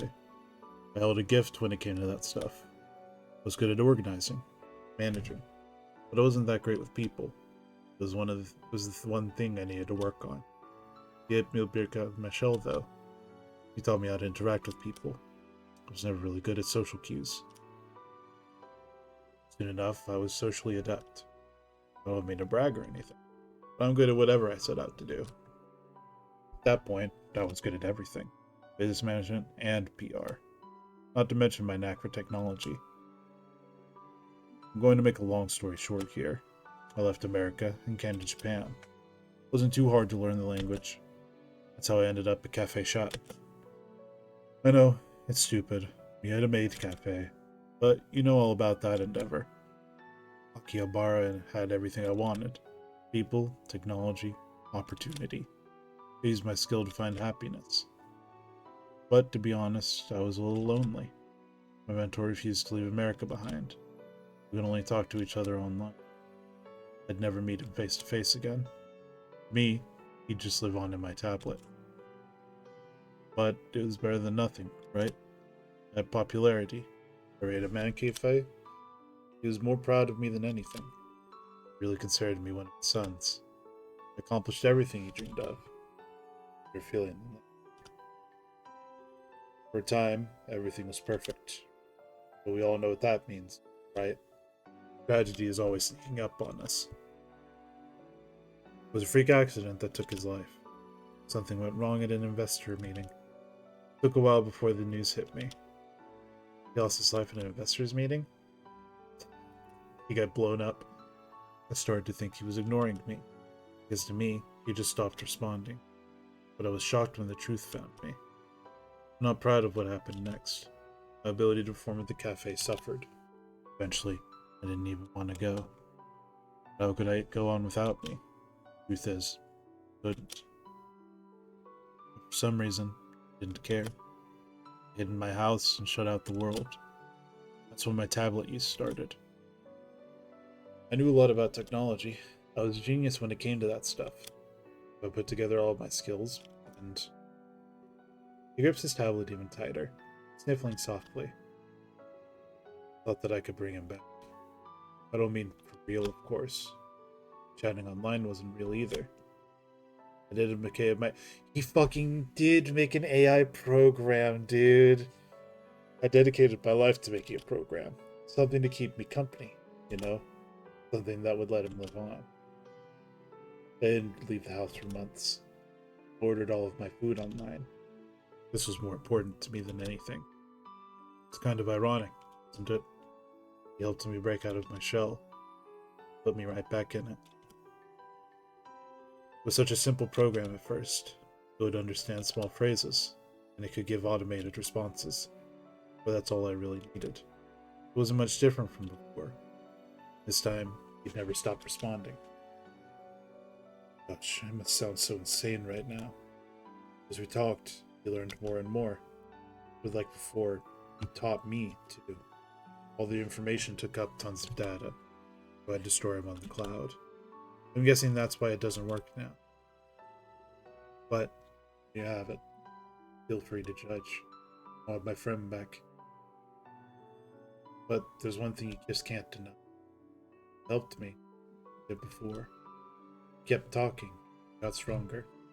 Eventually, I could leave the house again. By then, Cafe Shot was screwed.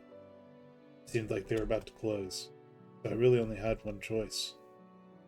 I sought employment immediately. That's when Singe hired me to work for him. A small lackey. That was just what I needed, which is what he needed. Salary was good, but not good enough. It would take years to have Cafe Shot. Save Cafe Shot. So I begged him for a lump sum payment. I might have pulled some strings, threatened him a little, but he really did need all of my skills. Eventually, he caved and gave me a check. I cashed it and instantly wrote a new one. I gave it to Eclair and Cafe Shot. I saved the business from bankruptcy, but it's the least I could have done. Put them in the first place. And that's it, really. We're here today, talking. I've come to terms with my mistakes. I'd still talk to him all the time. He'd give me advice on what to say or do. Now, I think I need to do that myself. I need to face my problems head on. Can't just hide in my own fantasy. So that's what I'll do if we get out. That and mend things with Eclair. I need to make up for what I've done. There's so much lost time to recover. He gives me a soft smile before turning away. This is where it gets awkward, right? There's a silence. Speechless. Don't worry, I'll save you the trouble. But if I could ask you one more favor, let's try to bring him back for real. That is, if the power exists. So much more I need to tell him. So much more for him to be proud about. I'll work with you to make it happen. He'll toy with another word. Well, I guess that solves the mystery of his tablet. I'm unsure what to make of the story. Quite deep.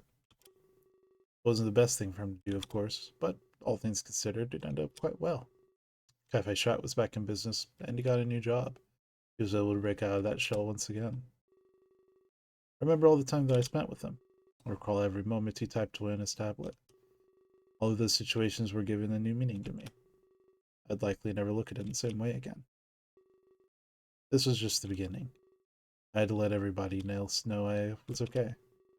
With that, I walk farther down the tunnel. My mind wonders who I might run into. Alright. I might just skip some of these backstories because I really do not give a shit. As I walk deeper into the bunker, I'm more confused. I've never seen a place like this in my life. Are we even in Japan right now? Of course, I'd never know. So I keep on walking. After a few moments, I notice shocked by a door. Getting Camp Popstar. I'm skipping shock. This guy appeared twice. I am not reading about it.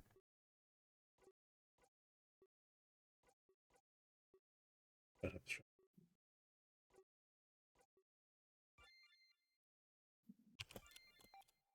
Didn't even get any information from him. So. It looks like I might be getting close to the surface. The air is less stuffy, and it feels a slight breeze. It's nice to feel the outside air once more. I bet it's Paimon next. I turn. Oh, it's Anumi. I notice Anumi standing there. He's writing in the green hole with chalk. I look closer. He's doing math. Same equation that saved our lives. Trying to figure out how to solve the problem. After all, Akron gave him the answer earlier. Maybe he wanted to learn it on his own. Hi. I greet him back with a small wave. I ask him what he's up to.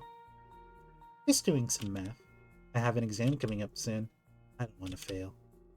He seems to be taking his studies seriously. I ask him if he had some time to chat. After all, we might be here for a while. Yeah, sure. I have some questions for you, actually. Akron told me a story about his sister. He said that she had powers. But he said that you two do as well? Does that mean you and Akron are bad? I laugh, but this makes Anumi look confused. I let him know that having powers doesn't make you bad. It's what you do with them to decide your allegiance. And in this case, Akron and I weren't evil. In fact, we were dedicated to bringing Max down. I let him know that she'll pay for what she did. I wish it didn't have to be like that. You shouldn't have to make someone pay, especially not for being bad. The goal should be something different, like not having bad people at all. Everyone would still be alive in that case. That's true, but it's not so simple. In fact, I know that's not what he really wants. He just wants his brother to be alive again. He never rid the world of bad intentions. Yeah, sorry. You're right. We always had so much fun together. But now I'll get sent to another home. I really wish I could stay with Tor. Finally starting to feel like home. I mean a real one.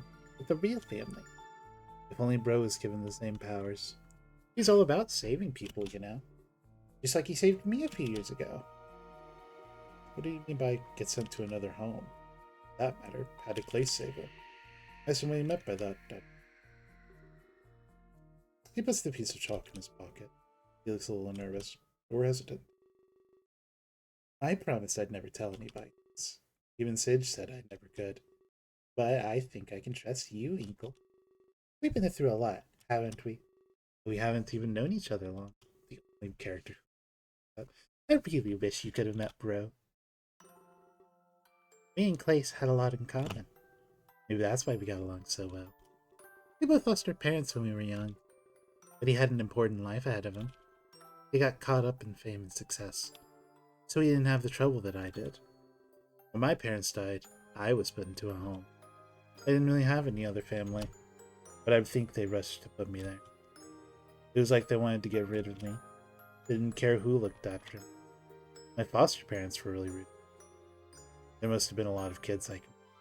It's like they have to move fast. The government doesn't care about quality. My foster parents ended up getting divorced. I don't think my foster father was happy. He started to take his anger out on me. I had a bunch of old pictures I loved. Pictures of me and my real parents. I even had letters from them, too. I didn't develop as fast as I should have, so we practiced writing a lot. I had to learn how to do all the letters. I came home from a walk one night, saw my foster father tearing them apart. "You have to move on," he said to me. But I think he was talking to himself. He must have missed my foster. That's the night he got really angry. He started to hit me a lot. He kept telling me it was my fault. I got between him and his wife. But I knew that it wasn't true. They signed up for this program. They knew what they were getting into. That's remarkably extreme. I'm so sorry that you had to go through that. Some people just aren't fit to be parents. I side with him, and they didn't do anything. I ran from him and hid inside a closet. I took his phone and called the police. They came and helped me immediately. I said they'd find me another home, but I was really scared, so I ran away. I didn't want more parents like that. I wanted my real parents back. I took a photo with me. It was ripped in half, but I still flexed. I remember finding myself in a back alley. I was hugging the photo and crying. I cried so much that I couldn't barely see. Eventually someone found me. They asked if I was okay. I said I was, but I was lying. That's the first time I met Bro. He asked me what was wrong. He thought that maybe I was lost. I guess I was, to be honest. But that's not why I was crying. I told him everything that happened. It seemed like he didn't believe me, but it's just because he was shocked. He told me that he knew what I went. He lost his parents at a young age too, and he'd been moving around the world. He didn't have a real home either. I showed him the picture of my parents. He took one half and just stared at it. Before I knew it, he was crying too. We cried in that alley for a long time. It was like we both had the same wound. Started to hear booing from somewhere. That's when he told me he was a singer. He missed his show just to talk with me. They were booing since he wasn't there. So he canceled an entire concert just to help renew me? I don't know if that's noble or responsible. Either way, living alone, Inumi alone would have been bad. Seems like they bonded over childhood tragedies. I heard his music before, on the radio. I didn't know what he looked like. I was surprised when he told me who he was. Those people are always so happy. They have lots of fans and money. You don't ever picture them crying. I never really saw him cry since then. So it must have been a really rare thing. He promised me that things would be okay. He said I'd finally find a family again. Sometimes you just have to wait. He told me all about his new family. He toured the world with awesome people. They all looked out for one another. That was exactly what I wanted in my life. I deserved better than what I had. It wasn't my fault that my parents died. Why should I have to suffer for it? I was stupid. Asked him to ring me. I wanted to have a family like that. He laughed and said he couldn't do that. For some reason, I didn't believe him. When he left the alley, I followed him. It was dark and I didn't want to be alone. He said he'd watch me until morning, but then he'd have to bring me somewhere. He was on a tour and had to get going. That's the night I met Singe. He was so mad at Clace. He ditched his entire audience. Singe said Clace was just starting out. He couldn't afford publicity like that. He'd need a really good excuse. The Clace told him everything. How we met in the alley. How I needed help. Even how we ended up crying together. The excuse was enough for Singe, but the audience needed a reason. They deserved to know what happened. I mean, they paid to see Clace after all. I'd be mad too if I wasted my money, especially if I had no idea why. Clace said he'd be open. He told them exactly why. Plus, it would come off as good PR. Stopping to help an orphan boy doesn't get any nicer than that. I remember them getting into a big fight. Singe thought it wouldn't be good enough. Clace would have to do something more. That's when he decided to take me along, but it seemed really weird to me. Was I just an excuse for the audience? Because just a moment ago, but no. With grateful and confused. Couldn't be worse than my last home. That's why I said he liked saving others. I don't know where I'd be otherwise. Maybe at another home, getting hit again. Those government programs don't even care. It's a number they want to lower. They'll push you almost. So I guess bro adopted me. It probably seems weird and sudden, but you understand. Two victims can connect on a deep level. You know exactly what their pain is like. Felt his. He felt mine. He was in a good position to help. But I couldn't just turn him down. So I ended up going along. Singe made a statement to the media. He also filed all the paperwork. The audience was very understanding, especially since they'd rescheduled the show. None of their money would go to waste. Like everybody. That's how I got involved. That was a few years ago now. Bass, Shock, and Rocker got famous. It does make a lot of sense. Explained why Anumi thinks they're brothers. But I have to agree, it was a little odd. That's a big life change for just one night. But I can't begin to assume what they felt. Perhaps in the moment, it was the right thing to do. It was full of mystery, weird stories like that. It really mattered that everybody was happy and informed. It was really cool to travel. I got to see all sorts of neat. And I got to see how cool Bro really was. The audience always cheered for him. As he stepped on the stage. I wanted to be like that one day. I looked up to him. He taught me so much. He even helped me get homeschooling. I still had to graduate like everyone else. But I had a big happy family. It's like I always wanted to. Well, except for when Sin. He laughed softly, you as well. He even taught me how to write properly. I was finally at the level I should have been. I started to write letters to my.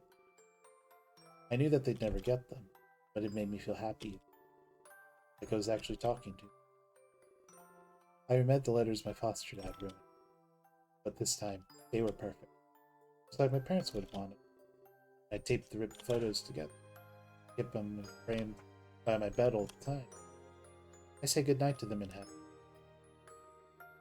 Place always said that but I can look forward to seeing him. We'd be one happy family. Till then, I'll write to him as well. He walks away and goes back to the wall, using pulling out the chalk. That's the story of how they all got together.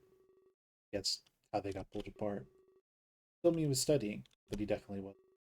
I saw the equation. I knew what he was doing, but I wasn't about to call him bluff. Especially not after he opened up to me like that. So I wish him good luck, and I look at the time on my phone. Almost. The arc would come close soon. Knowing that, I walk back. I also talked to everyone. Akron mentioned that Daz and Singe were elsewhere. I hope that they were okay, since times are tough. Being in tough times, something catches my eye. There's a chalk drawing up beside me. Picture of a new placeholder. Text underneath reads, I miss you, bro. Last thing before I leave him. Oh, that one was weirdly deep. I should probably make my almost midnight, almost one. Rhea was sure to appear, so I wanted to. I needed to get there and then good. I didn't run into anybody on my way back. Perhaps they branched out and searched. For a moment, I wondered where Jade was. Background didn't mention her. Must be with Singe. Maybe Rhea would know what happened. He was giving up the work. I'd answers. There's a chance I might never see him again. I wonder if you before I start. Take a deep breath before I enter.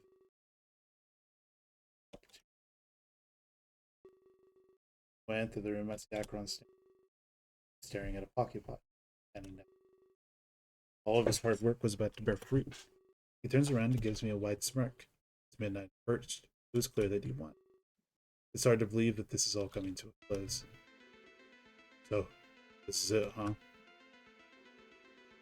Take down the corrupt leader of Armstrong, become the ruler of both life and death. All in a day's work, it would seem. He laughs like it was all so easy. Maybe it was, at least to him. He's one of the smartest men I've ever met. Or what can even be the better word? Well, I'm sure that many words would describe this man.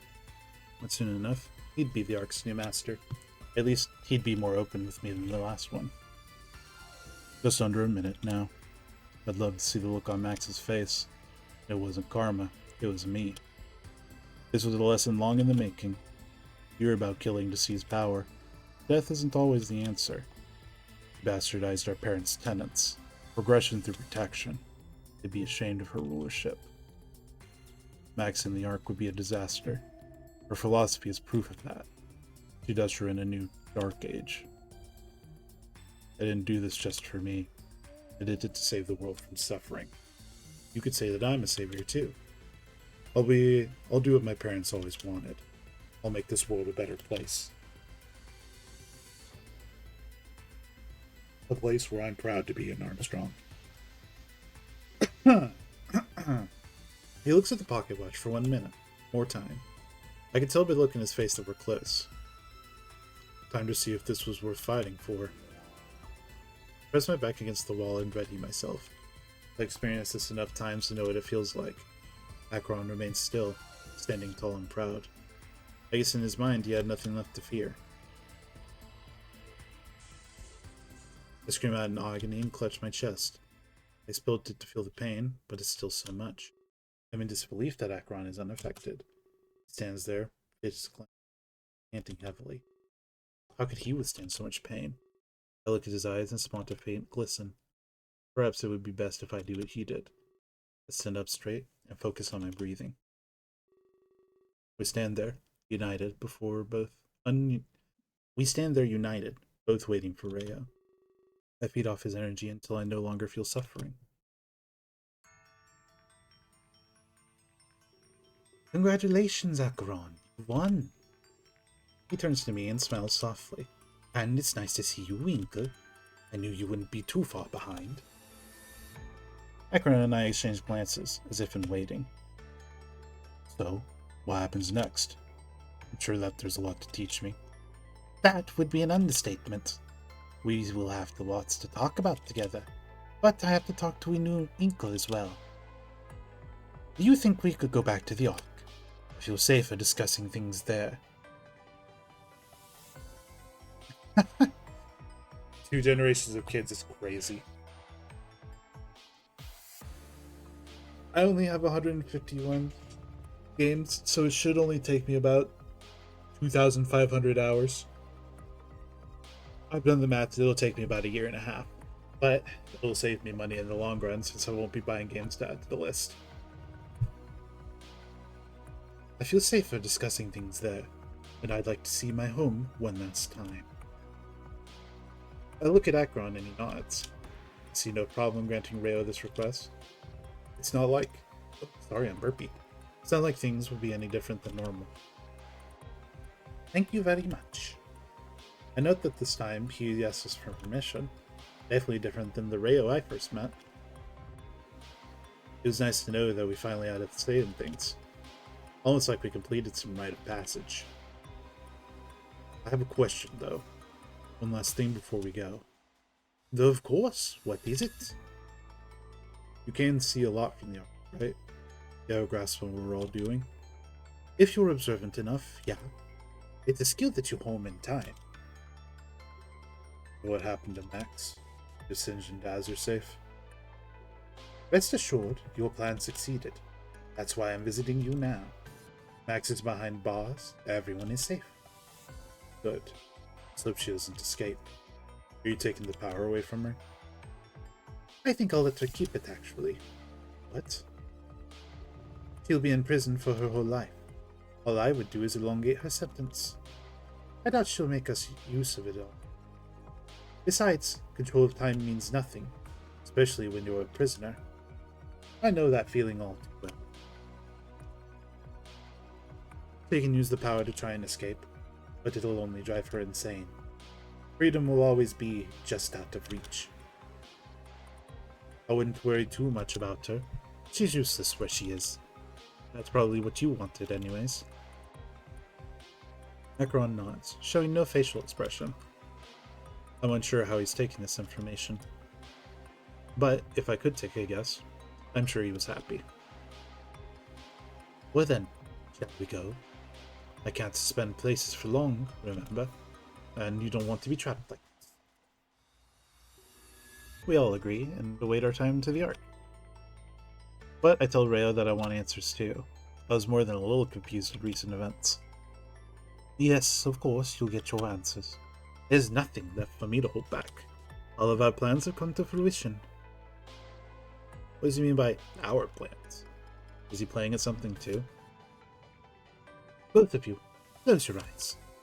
When you open them, you'll witness change, and the gears will make their final turn. We have a winner achievement. I close my eyes and keep them tightly shut. It isn't long before we're taken to the Ark. I don't even have to open my eyes. I know the feeling. It's almost like this place was my second home. But if everything was truly coming to an end, it might be the last chance I get to see it. I have to make sure that I leave with satisfaction. The true nature of everything had to be revealed. Take a deep breath before I open my eyes. Welcome to your new home, Acheron. At least now I can say goodbye. Inkle too, as it's our last time. He gestures broadly at the vast space surrounding us. So many memories. I hope you'll create some good ones too. You have lots of responsibility here. I'm ready for this burden, Ray. Let's start with bringing some people back. There were those who didn't need to die. Of course, but not so fast. I have to teach you how things work. Otherwise, you'd only cause damage. The Ark is a very intricate machine. Thank you for the posture check. I was slouching quite hard. It requires focus and resolve, in quantities you can't even imagine. I see. What do we do first? There's no need to hesitate any further. Is Acheron getting impatient? I've seen him like this before. Can't blame him though. His goal is so close. Don't worry, we'll begin soon. To talk to Inkle first. This journey is coming to an end. You claimed your victory, Acheron. You've seized your destiny. Inkle still needs to do so. Stand. Savior's duty isn't yet complete. But what exactly is that duty? I have reason to believe it affects me. Dark may even be at stake. I don't want my rule to be cut short, Rhea. No need to worry. It won't be. The force of death can never be defeated. There will always be an Ark in place. And as such, it always needs a ruler. You won't be going anywhere anytime soon. You're here for the long haul, Acheron. But as for the nature of Inkle's task, I'm afraid I don't even know that much. There's only one person who does. And that's who I'll be sending him to. I'd relax while you can, Acheron.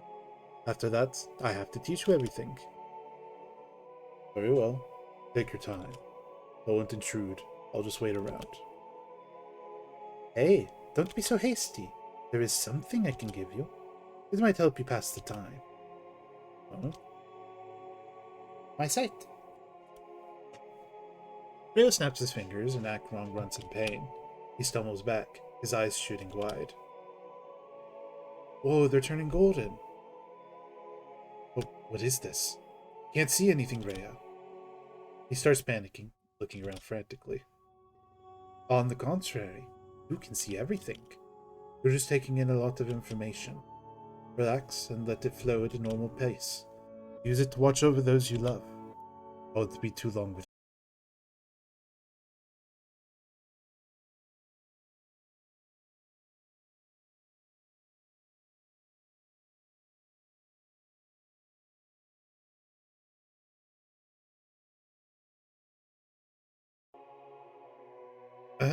Sorry about that.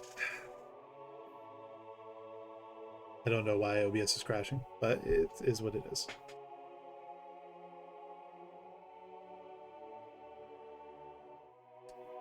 Anyways, I'll give you more. I can see so many people. Wait, this isn't Earth? What am I looking at, Rhea? You must be watching over Terra. Perhaps you desire something there. Don't worry, it fluctuates at first. Enjoy the view, Acheron. I won't keep you waiting too long. Prepare for some rigorous training. He smirks at me as Acheron slowly fades away. I don't know where he went. We're alone now. Perhaps it was my chance to get some answers. Hi, Lavochki. I'm sorry for dishonesty I've given you. You deserve the truth from now. And that's exactly what you'll get. After we're done talking, I'll go back. Akron has to go through lots of training. I need to feel comfortable when I leave. I just didn't want him listening in.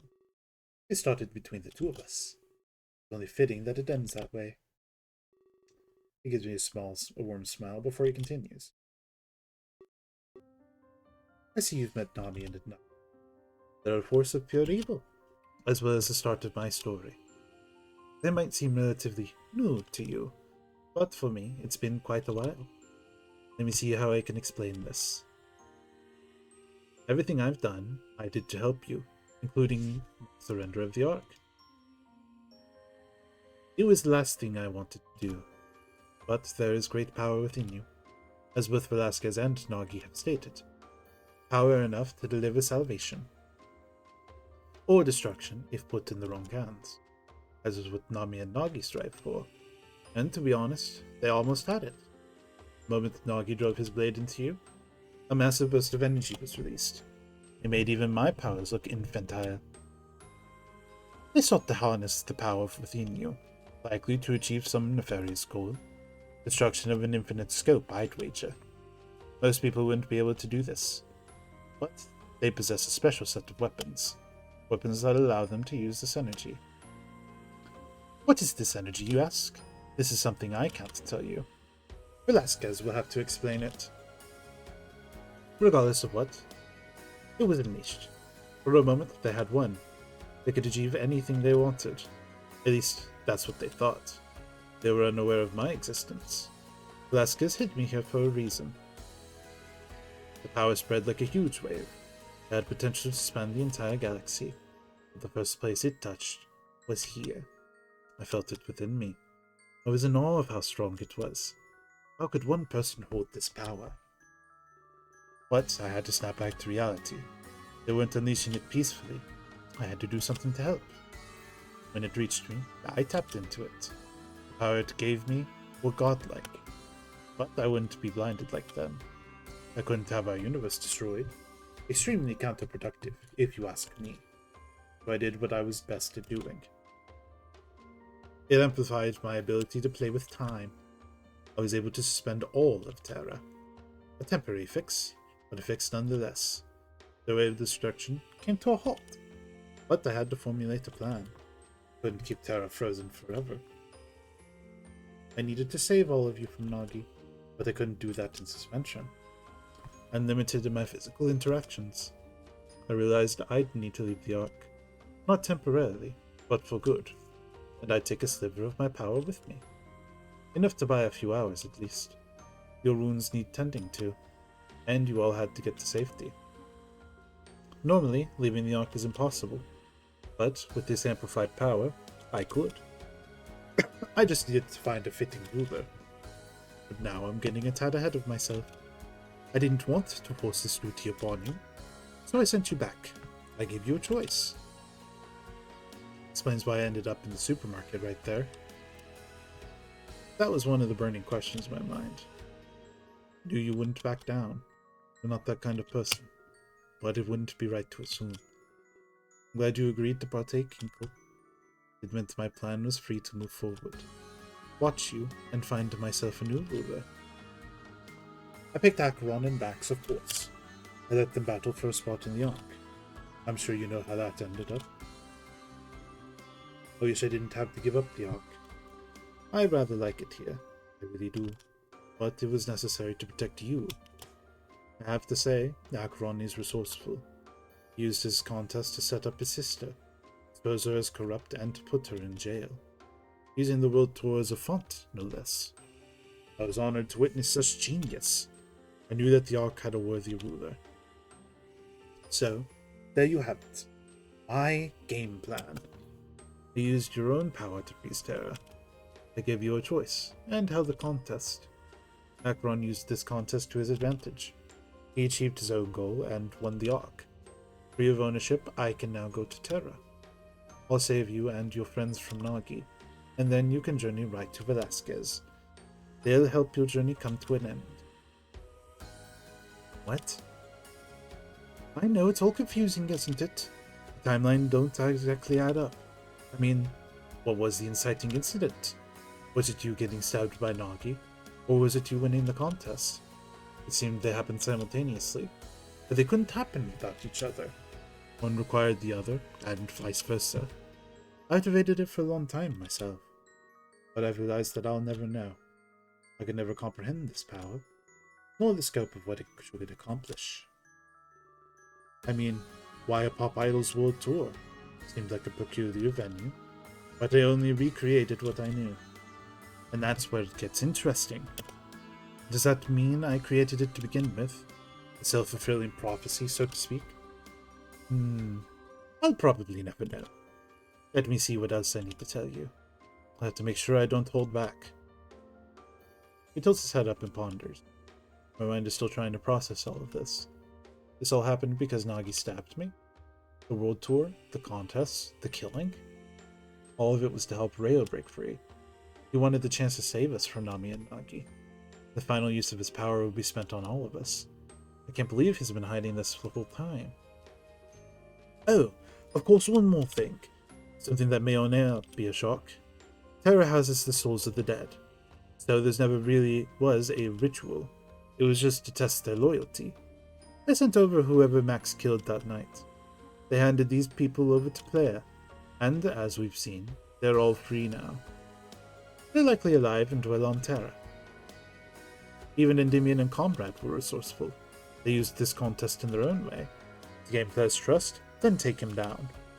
Everybody so far has achieved their goals. That is, except for you, Inkle. You must pay one last visit to Terra. Velasquez will tell you everything, and you can finally become the Savior. This is what you were meant to do. Perhaps you can bring back the lost. If I could turn back time with your power, I can't even imagine what you're capable of. And everything that's happened so far, it was all to save you from Nagi's blade. In that instant, it all came together. All of the anger, the hate, the sorrow, the fates of those who didn't make it. They paved the path to this very moment. Terra still remains in the stasis. I'm going to rescue you, you and all of your friends. It's time for you to save Terra. Don't let all of this sacrifice be in vain. That's the only thing I want in return. Please, live out your duty as Savior. The lives of so many rest on your shoulders. I watched what happened in the bunker. Some of your friends opened up to you, but their stories are in no way unique. Everybody has a story of their own. Without you, they will end. Please, help all of them continue. He starts fading away, and I reach out to him. You know, I'm going to miss it here. I forgot what this place looked like. But then, I gave Acheron my sight. It's beautiful, isn't it? He smiles at me as he fades away even more. And for the first time, I got to see you. Now I know what our Savior looks like. And he looks like hope. Before I know it, he's gone. Off to save me. Complete his mission he's been waiting so long to complete. Quest to save the Savior. Why am I tearing up right now? Why am I crying? And the next thing I know, I'm back here. Mayo must have sent me away after our little chat. But for one thing, I feel none of the inertia. That means I'm not going to Terra, but... Hey, Uncle! Is what that man said true? You're going to save a lot of people? I'm taken aback by Keela's sudden appearance. But after seeing Rocker here, it's not so odd. And he seems to know all about what Reo said. So he must have been seeing things from my eyes too. Reo and said Terra houses the souls of the dead. If that was the case, then why was Keela here? It's probably something Velasquez will tell me. If that's true, could you save me? I feel kind of lonely here, you know. It's just me and millions of voices. It's driving me insane to hear all of that. Thankfully, it stopped when you came. I really am glad to see you again. I nodded him in return and tell him it's true. Everything that Reo said was the truth. I've been juggling that fate for a while now. Wow, that's kind of heavy. Although, Max did hint at it. Over the loudspeaker, I mean. Sorry I couldn't tell you it was her. She threatened to blow up the building. I had to hide it in order to keep you safe. But I'm glad that she's behind bars. She doesn't deserve to walk free anymore. She's done far too much to hurt people. He clenches his fists in visible anger. I'd never believe this if it wasn't here. I feel like I'm stuck in purgatory. I have to open my mind a little bit. But all of this is so extraordinary. To be honest, my brother would have loved it. He was really into all that anime stuff. Brother, huh? You mentioned that back on day one. On the train, he said he was visiting his brother. Yeah, I did say that, didn't I? Kind of regret it now, to be honest. A lot of the stuff I told you was false. Max knew all about my lies. She said you'd all hate me if I told you. Opening up was the last thing I wanted. But at the same time, we're friends. I mean, we won the same contest, after all. We're going to have so much fun. I don't even know why you picked Brooke. I'm not going to hate you for it. I lied to you a lot. I deserved it. Now that I know the truth, then it might be possible to save me. I feel like you deserve the truth. It's up to you to decide, Inkle. You think I'm worth saving. After all, I've been a huge fool. Much to my dismay, he starts to fade away. He seems to think this is my fault and panics. But perhaps I don't even want to hear his story. Now, please, let me tell you. I want you to know that I lied. He looks around frantically and reaches out towards me. I call out to him, and he reaches forward in turn. He comes back into view with a large smile. Perhaps we were close enough to maintain a connection. He takes a deep breath, or perhaps a sigh of relief. Now it would be possible for him to tell me his story. Well, it's kind of a long one. But wow, he's really talking very fast. I can barely hear him. His brother had cancer. He loved pop and stuff. So when he won the contest, he decided to come here instead. That's so cool. That's awesome. I love that for him.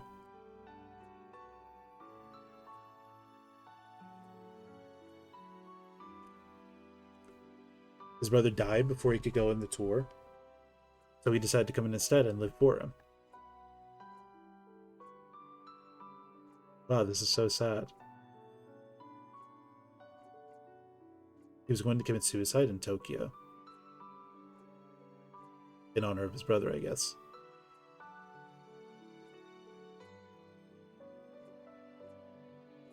Man, he's talking a real lot.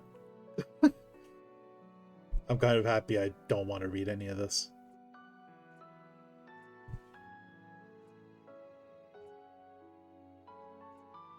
Listen, guys, I've been playing this game for 14 hours. This sucks. Tell me it's the end of chapter 8. Tell me it's the end of chapter 8.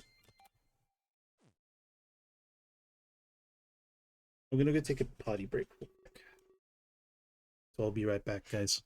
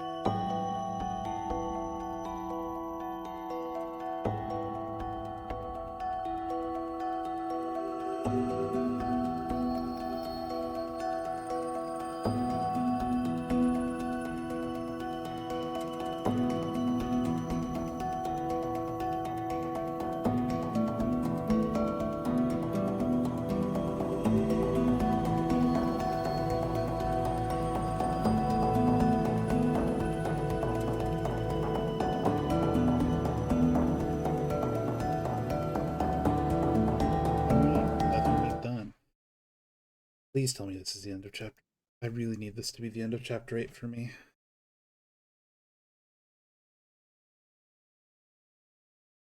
My eyes slowly open and examine my surroundings. I know where this is. The Wayfarer's Tavern. A sharp pain pulses in my eye, and I grab at it. I notice a large bandage is present, dried with blood. But it must have been phantom pain as it subsides. Flashbacks of the ballroom bombard my mind. I shake my head in an effort to push them away. I didn't need to be reminded of that right now. I bring myself to a sitting position. I let my feet touch the ground beneath the bed. The cold of the wood makes me shiver. I feel dizzy at my sudden movements. Moments later, the door opens, almost as if they heard me shifting around. Wow, it's good to see you up again. You've been out cold for almost a week. That injury? We thought you'd be dead. He laughs it off and gives me a smile. A great example of bedside manner. Hey, Conrad, get in here. Your special friend is moving again. Phoebe rests his back against the wall. After a few seconds, I hear someone run up the stairs. Sure enough, it's Conrad, panting softly as he enters. Phoebe, you better not be. He cuts himself off the moment he sees me. Inkle, I can't believe it. Almost everyone said that you'd die. But I can't lose you just yet. I can't. He runs to the chair beside the bed and sits down. I still need to get you to Velasquez. Your journey is far from over. But don't move too much, I cut him off and let him know that I'm fine. My body is just a little stiff from lack of movement. No way. A wound like that needs time. In fact, why are you even sitting up? You'll make it open back up or something. I don't know why they're so paranoid. Much of their objective, I stand up straight. Conrad puts his hands out as if to brace for my fall, but I look at both of them, telling them I'm fine. They look at each other confused. Did they expect my condition to be worse? Is defying death something you do often? You got stabbed clean through, you know. There was a literal hole in your body. There's no way in hell you should be alive. And nobody's given me any details. Almost everyone's been silent so far. I guess what Rayo said was true. He really did save us from Nami and Nagi. But at the same time, I can't disclose this to them. They probably pass off the Ark as some hallucination. A weird vision due to my blood loss. Couldn't expect them to believe me. But at the same time, I'm thankful. Rayo really did have my safety at heart. This isn't the only one, Aurora. I hope the other one shows up. Well, he is the savior, you know. Never short of surprises, this one. Besides, the mystery man was right. He said Inkle would survive. I'm surprised none of you believed us. Fine, you win. Good thing I didn't place any bets. I'll send him upstairs. Phoebe leaves the room and heads downstairs. Mystery man, what do they mean by that? Sit back down and look at Conrad. Well, a lot of us don't remember, but his residence is just a big blur. After everything ended, we woke up here. Phoebe had to fill us in on everything. We were brought here by a stranger. Some random man saved our lives. He said that he attended to your wound. He told us that you'd lived through this. But I was the only one who believed him. It's nice to know he's right. The other people were starting to get to me. Pessimism can do that. You know how it is. I just didn't expect it so fast. A wound like that should take months. If it even heals up at all. But if there's one thing I've learned, it's that nothing is impossible. You can leave Terra after all. Everybody said that's impossible. But the world doesn't mean it can't be done. It's more like it deters us from trying. So I expected you to prove me wrong. Seems like you're good at it. He smiles at me and I start to wonder. This mystery man, could it be? Pieces start to fit together in my mind. There was no need for my mind to do any work. Before I could continue thinking, he enters the room. Oh, there he is now. Inkle, why don't you thank him? You owe him your life after all. Oh, I believe there's no need. We have a sort of arrangement. Huh? Rayo pulls his hands out towards me. It's like the other time, but this feels different. Even after leaving the Ark, he still follows me around. There'd be so many places he could go instead. There he was, in the real world. No longer held back by a prison or the Ark. He'd be free to do whatever he wanted. And that thought was both terrifying and reassuring. Come, Inkle. You have a royal ball to attend, and some final truths to unveil. Yay, chapter 8 done. Let's hope that chapter 9 less than 2 hours long. It would seem that time has come, Dusk. Must make my final preparations. What would you have me do? Please, surely. I can help you, my liege. I can hear the voices from outside. I didn't expect this many to come. Afraid I'm getting a little nervous. It's natural, I'm sure. This is a big day for you, Velasquez. Soon, you'll reveal everything. I can only hope for a positive reception. Perhaps that is why I'm scared. I have no way of knowing how they'll react. It's different. No other speech. Don't ever think it like that, my lord. Focus on poise. Speak loud and strong. You're in the highest position of power. You need to focus on how you say things. More important than what you say. I suppose you're right. As usual, you have a way to calm me. I'll choose to focus on my demeanor. That's a good idea, Velasquez. It would be bad to show them fright. In turn, they'll feel scared as well. Preparing transfers to your subjects. A happy king creates a happy world. This is something you must remember. Creating a happy world. Yes, I'd quite like that task. Thank you again for your input. It's an honor. Is there anything else I can do? I suppose we can't delay this further. Please, go ahead and open the gates. Let's prepare for a very special guest. Chapter 9, The Bonds We Forge. Ugh. You mean you two know each other? I thought you were just some stranger. I guess you could say that's the kill case. I've been less than forthcoming until now. To answer your question, we do. I'm sensing some kind of story here. You haven't been lying, have you? I shake my head. Of course I haven't been lying. I just didn't think that anybody would believe me. The story of the Ark and my destiny was quite strange. Well, come on, I'm listening. Can't just leave me hanging. I'm afraid we might have to, Conrad. Wouldn't understand the truth. Quite a complex situation. Don't belittle me, man. Just start with the basics. I'm more capable than you think. Ray lets out a huge sigh, likely of annoyance. Well, he didn't want to explain things to Conrad, especially after he just finished doing that with me. Or did the timelines not apt that way? Fine, I'll drink water, Makooch. A second. Up. I want another table.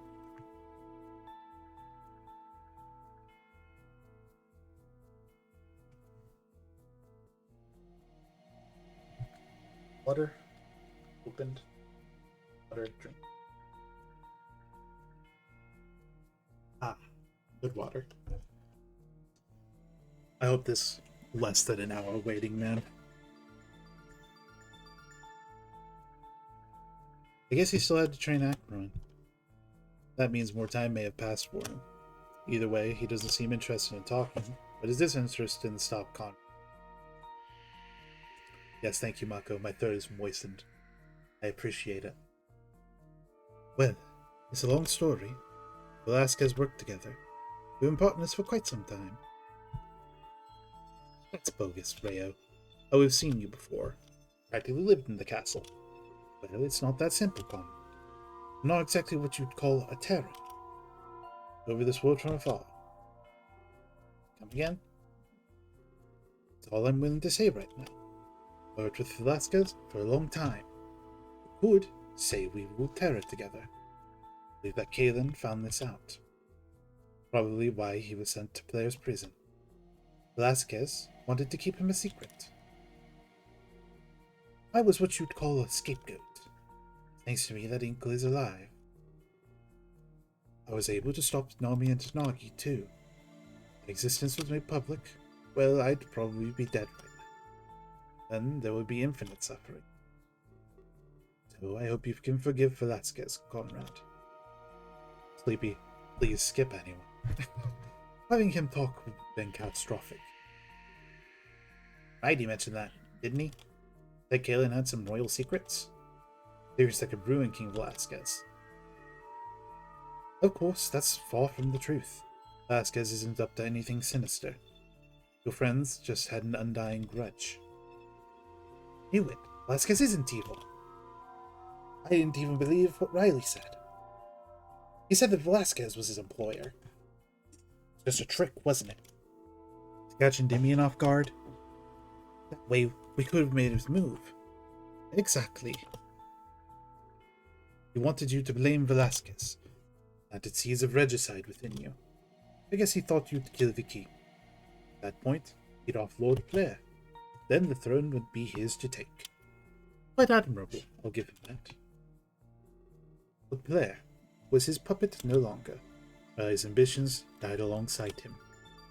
That's what happens when you serve yourself. Speaking of which, where is Player?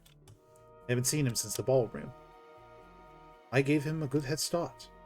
Said he wanted to get away from this. Start all over again, like a new life.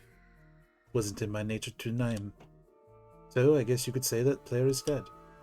Starting over as a new man. Till someone manipulates him again. That was a stupid thing to do, Rayo. Perhaps. But this is all I'm going to tell you. Know that Velasquez's goal is honorable, and Inkle will help him make his vision real. I'm sorry that you lost your friend. Sorry that you went through all of this. But it couldn't have happened any other way. Whatever. It's fine. Thanks for letting me what you did. Now I know that Velasquez is clean. So I guess it's time to head to the ball. I heard he's going to make a big speech. Probably has to do with you, Inkle. I wouldn't doubt it, actually. His secrecy made people doubtful. They started to think he was evil. But if he opens up to everybody, perhaps their minds will be put at ease. We're working towards a better future. I'd be lying if I said I wasn't curious. So we should stop wasting so much time. Stay here, we'll miss everything. Words of wisdom, Conrad. We wouldn't want to be late for this thing. After all, Inkle is the guest of honor. Alright, let's get downstairs then. They will want to see you, Inkle. They all thought you were dead meat. Thanks for being open with me. I didn't mean to accuse you of lying. It just seemed a little far-fetched. Conrad smiles at me as he leaves the room. I can hear him descend their stairs with heavy steps. It's true. You did make friends here. Perhaps it's time to say goodbye to them. When you meet the king, this will all be over. He leaves the room after giving me a slight bow. Can't believe this is finally coming to a close. Everything we've worked for is happening today. I guess it really is time to say goodbye. I leave the room and follow all after both. It was time to see how this would all play out. 3 more saves after. There's no need to mock me, Conrad. I had a lead, and a solid one at that. In the end, we were both correct. Galen was put in prison to keep quiet. However, he didn't have what I thought. Velasquez hasn't plotted anything nefarious. I don't think either of us were wrong. In fact, we saved Galen's life. I just wish it went a little smoother. Whitey crosses his arms and looks at Conrad. It's clear that Conrad was rubbing it in his face. His entire quest to expose Velasquez was falling apart. Yeah, there's no need to fight about this. That's not what Cabo would have wanted. We need to honor the losses we've endured. You're right. I'm sorry. At least our goals are now aligned. We want to learn what Velasquez is up to. That won't be hard either. Apparently he's going to tell everyone. That's the point of this royal ball.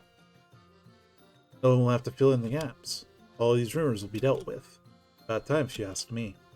For once, I agree with you, Conrad. Velasquez's silence hurt him in the end. Made it seem like he had something to hide.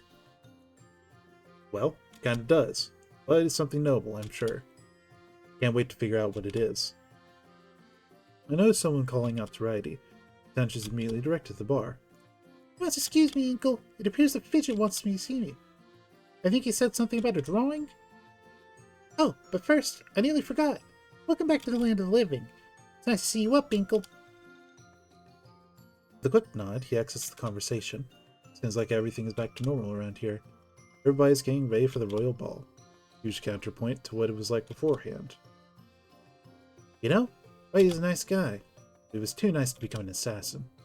My days as one might be numbered as well. After this is all said and done, I don't think there'll be a need for me. Assassins will become a thing of the past. But maybe the world will be better off. Guilds can end up robbing you of your friends. Good night, Mako. Have a good sleep. He looks over the bar in deep contemplation. I'm not sure if he means Endymion or Rydie, but at this point, I guess it doesn't matter. I suddenly feel the need to get a drink. I'll meet up with you before we go. But I just wanted to say, I forgive you for siding with Rydie before. Made sense from your point of view. Can't hold that against you anymore. Consider yourself forgiven, Inkle. We can't have any bad blood to play. He makes his way towards the bar, and Rydie. Perhaps he had some mending of his own to do. Last I recall, those two were rivals. It's amazing. They all seem almost unaffected, even after everything that's happened. It's like they're detached from it. Kaelin turns to address me. This is the first time I've ever spoken with them. Oh, sorry. Did I say something wrong? I half expected you to agree with me. Either way, at least I'm not like them. Still see Kabu when I close my eyes. Not as quick to forget, it seems. I might take a step back from all of this. But if you really do say so, perhaps there won't be a need for guilds. I'll be free to leave my life my own way. And that makes me feel hopeful. Living life by my own set of rules. I couldn't imagine anything greater. I wish I could have done it with Kabu. He was a helpless victim of circumstance. He didn't deserve to experience any of this. I noticed Ryo standing not far away. His ears perk up when he says the name Kabu. I'm sorry that you lost your friend. I wish that things could have been different. Trust me, not like I wanted this. It's okay, Ryo. This isn't your fault or anything. I just wish it were me instead. He was so bright and full of life, but I embraced my death a long time ago. Nothing of importance would have been lost. Trust me, Kaelin, you're important. I do feel a little responsible. Your imprisonment was directly my fault. Vasquez wouldn't have done it otherwise. Both Nami and Nagi are powerful foes. They needed to keep my identity hidden. Besides, we have Inkle here. It would be possible to bring Kabu back. With such power, we can do anything. Really? Well, I can't say with absolute certainty, but I experienced just a fraction of it. Power within Inkle is near infinite. Reversing all of this may be possible, but we need to defeat Nami and Nagi. Otherwise, they just get in our way. I see. Would you join me for a drink, Kaelin? I'm parched, but in need of company. Perhaps I can tell you a little more. Walk towards the bar, assuming Kaelin will agree. I guess he did deserve to know a little more, though. After all, he was directly affected by Kabu's death. Conrad even got more information than I expected. What an interesting guy. Not like I can turn him down. He knows a lot more than he lets on. I remember the first time I saw him. Alright, buddy. After saying this, he follows Ryo to the bar. Seems our experiences were both the same. Ryo is almost a completely different man to us. At first, I had no idea what he was up to. In fact, Velasquez was in the same situation. His secrecy caused what people of Terra to doubt him. But he was about to open up, just like Ryo. There was a turning point for the history of Terra. Velasquez would finally tell the world his dream. Then I would help him achieve it for everyone. I look towards the bar, and I'm surprised by what I see. Conrad and Rydie are laughing, sharing drinks. Ryo and Kaelin are engaged in an intense conversation. Just the other day, I would have never expected this. Things are changing. Just get to a load of bogus, if you ask me. Save the world, bring back the dead. Not even Ryo can make up his mind. I won't get your hopes up, Ing. His power might not be what you expect. Only believe what Velasquez directly says. Phoebe approaches me from behind and startles me. But I actually agree with him. Not even Ryo knew what Velasquez truly wanted. I'd have to treat what he said with a pure speculation. But there's just so much in the air. Still don't really trust Ryo. This is all too convenient for him. You're probably holding something back. But I just have no idea what it is. Normally, I'm better at reading people. Or maybe my own dishonesty is reflected. I haven't really told you everything either. Several secrets I've hidden.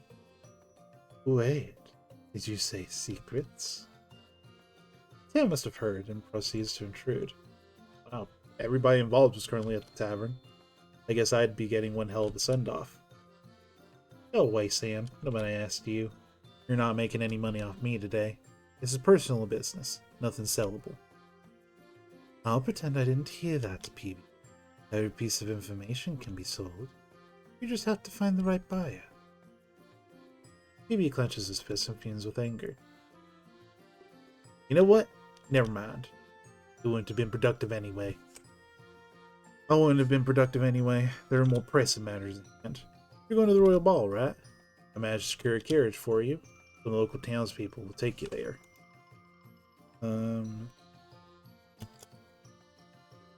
You'll be visiting the castle in style. Save yourself for no less. You'll surely turn heads when you arrive. Wait, carriage and townspeople? Do you mean something like a rickshaw? Yeah, it's a symbol of status. Don't worry about it too much. You'll just have to travel lightly. Rail had already pleaded with me, so you'll only have room for one more. The rest of us are going to stand behind. We don't want to make you feel pressured. We're expecting you back ASAP. Then you can tell us what Velasquez wanted. We'll all share drinks before this is over. For now, just relax and enjoy the ball.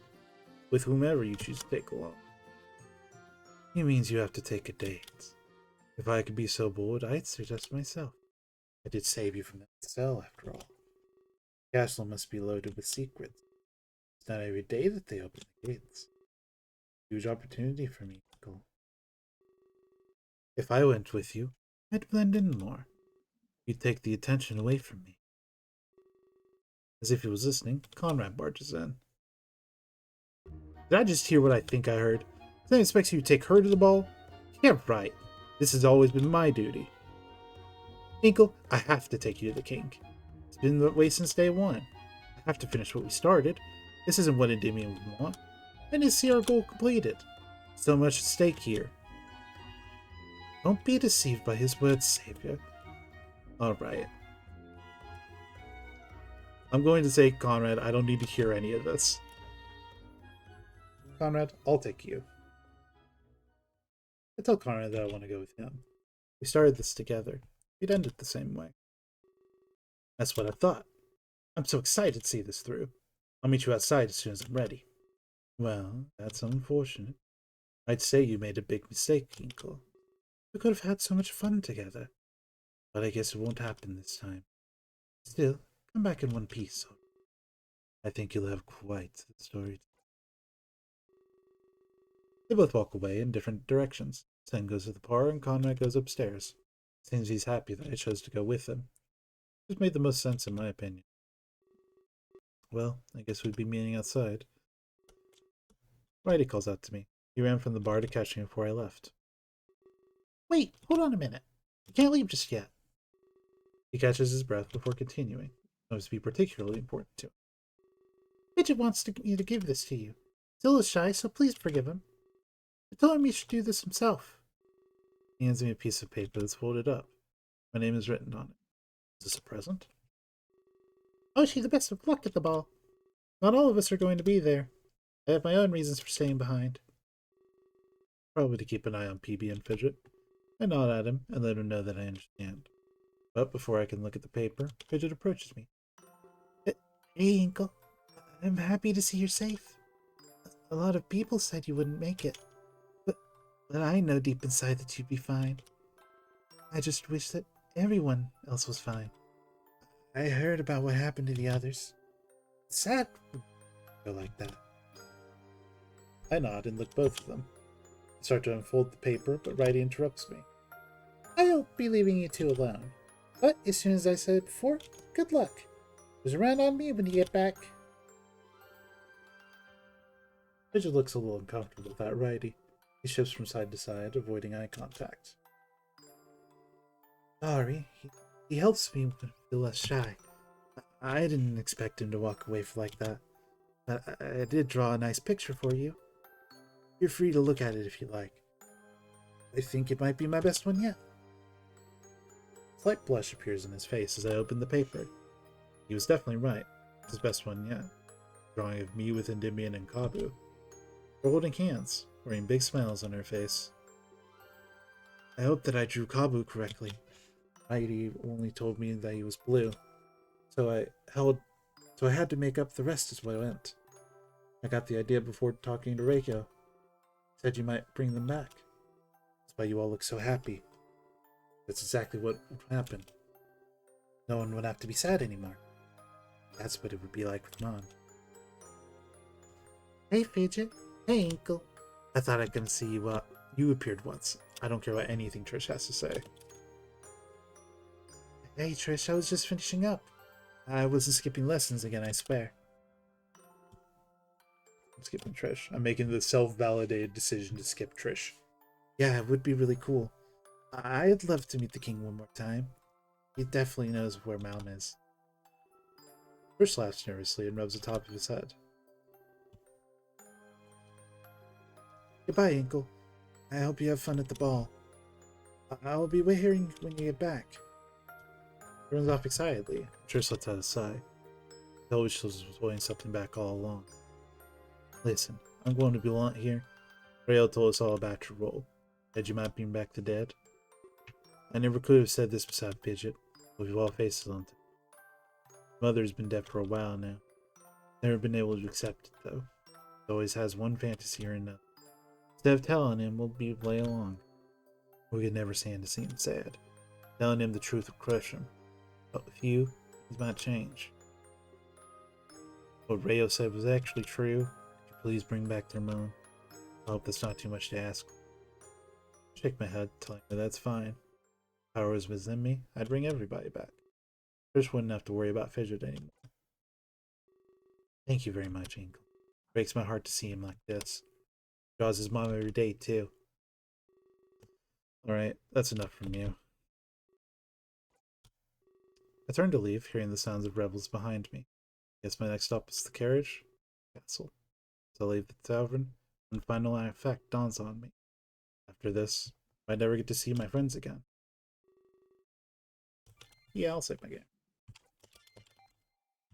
God, this game is so close to being over, guys! When I get back outside, I immediately notice the carriage. My mind snaps back to Tokyo, when I first saw the limb. Seems the style of its travel looks different in Terra. Take a breath of fresh air and smile. Sure hope things here ended up the way Rayo predicted. An end to suffering, the resurrection of our friends. That would surely be a worthy end to my journey. Feels like it's been a lot longer than it really has. There's a part of me that was eager to see this end. But there's a part of me that didn't want to let go. I don't know which was winning the fight in my mind. Hey, sorry if I kept you waiting. Had to talk with everybody first. Weird, since we're coming right back. At least, I hope we are. I don't know what Velasquez has planned, but I know we're in one great party. But you know, regardless of my goal, I'm glad that I could attend it with you. We'll have fun before you see Velasquez. Anyway, I'm sitting up top. You can sit in the back with Rayo. I'm sure you have lots to talk about. Pats me on the back and jumps on top of the carriage. I guess he'd be giving directions to the drivers. Moments later, Rayo exits the tavern's doors. Wow, it's awfully bright out here. I don't think I've ever been under the sun. Really sure how to describe it. But I know there's a lot different I haven't done. So now I'm free to try everything. All thanks to you, Inkle. He gives you a warm smile before walking to the carriage. Wonder how long it would take to get to the castle. If you care to join me, sure we can keep each other company. No shortage of things to talk about. After saying this, he enters the carriage. All behind him, climbing in the back. The carriage is much bigger on the inside. Flashbacks to the limo ride even more in my head. Rio is sitting comfortably on the side. This is the image of like a ship. This is not a carriage. This is like a room in like an old ship. I'd take a seat if I were you. Wouldn't be standing when we stop moving. I don't want you to hurt yourself. He gestures at the open seat in front of him. Without pause, I take a seat and look towards him. Not sure how long of a ride we have. Visited the castle in suspension. Never left Velasquez's throne room. He rests in his seat, lying heavily. I never thought I'd live to see this day. We watched over Terra for millions of years. A change would finally come. Couldn't possibly be more excited. Alright, exposition. The carriage shakes as we start to move. I'm reminded of when the train started back up again. Leo crosses his arms, unaffected by this change. That's a depressing story, anyway. What else is there to talk about? Open for anything, really. I have a few ideas, now that he's being more open. Number one thing on my mind is his past. Did he really come to the Ark? Where was he from? What was his life like? I want to know more about my past. Really are something else. Always taking an interest in others. I suppose I could tell you a little bit. Memory's a little hazy, though. Or to start with instead. I was created by Velasquez a long time ago, likely as a failsafe against Nagi. I'm positive that he thought this through. I mean, how could I harness the power? Likely that I'm a living weapon. Know to tap into it like their blades. They didn't know about me, or expect me. So they carelessly unleashed your power. They thought they had one so easily. Using your power, I sent you back. This is where things get confusing. You lived events, you got stronger. So I had to work with that in mind. Meaning, there's another truth to be told. I sent you back more times than I can count. Every time I did, your power grew. Unfortunately, many suffered repeatedly. Your journey hasn't exactly been easy. But you've been through so many cycles, made so many choices, so many people. It was nice to watch you change it up. Hi, Sleepy. Welcome back. Are you off work? Every cycle had potential to be different. Some aspects were set in stone, mainly the fact that people died. But these experiences made you stronger. The power is far greater than it was. Like a grain of sand becoming a desert. Unfortunately, it hurts me to watch this. I was your friends die countless times. And others, Keela, but Clace and Rocker always perished, along with Endymion and Kabu. You came close to dying several times too. I was watched Nagi stab you over and over. Every time I sent you back. I grew your power for almost an eternity. To be certain you were strong enough. In the end, we'd only get one chance. I broke the cycle, we couldn't go back. So if you were hoping for another chance, you won't be getting one. It's over if your power isn't strong enough. He just keeps revealing more and more. But I've been stuck reliving that cycle as well. From what he explained, I was thousands of years old, stuck in an infinite loop to grow my power.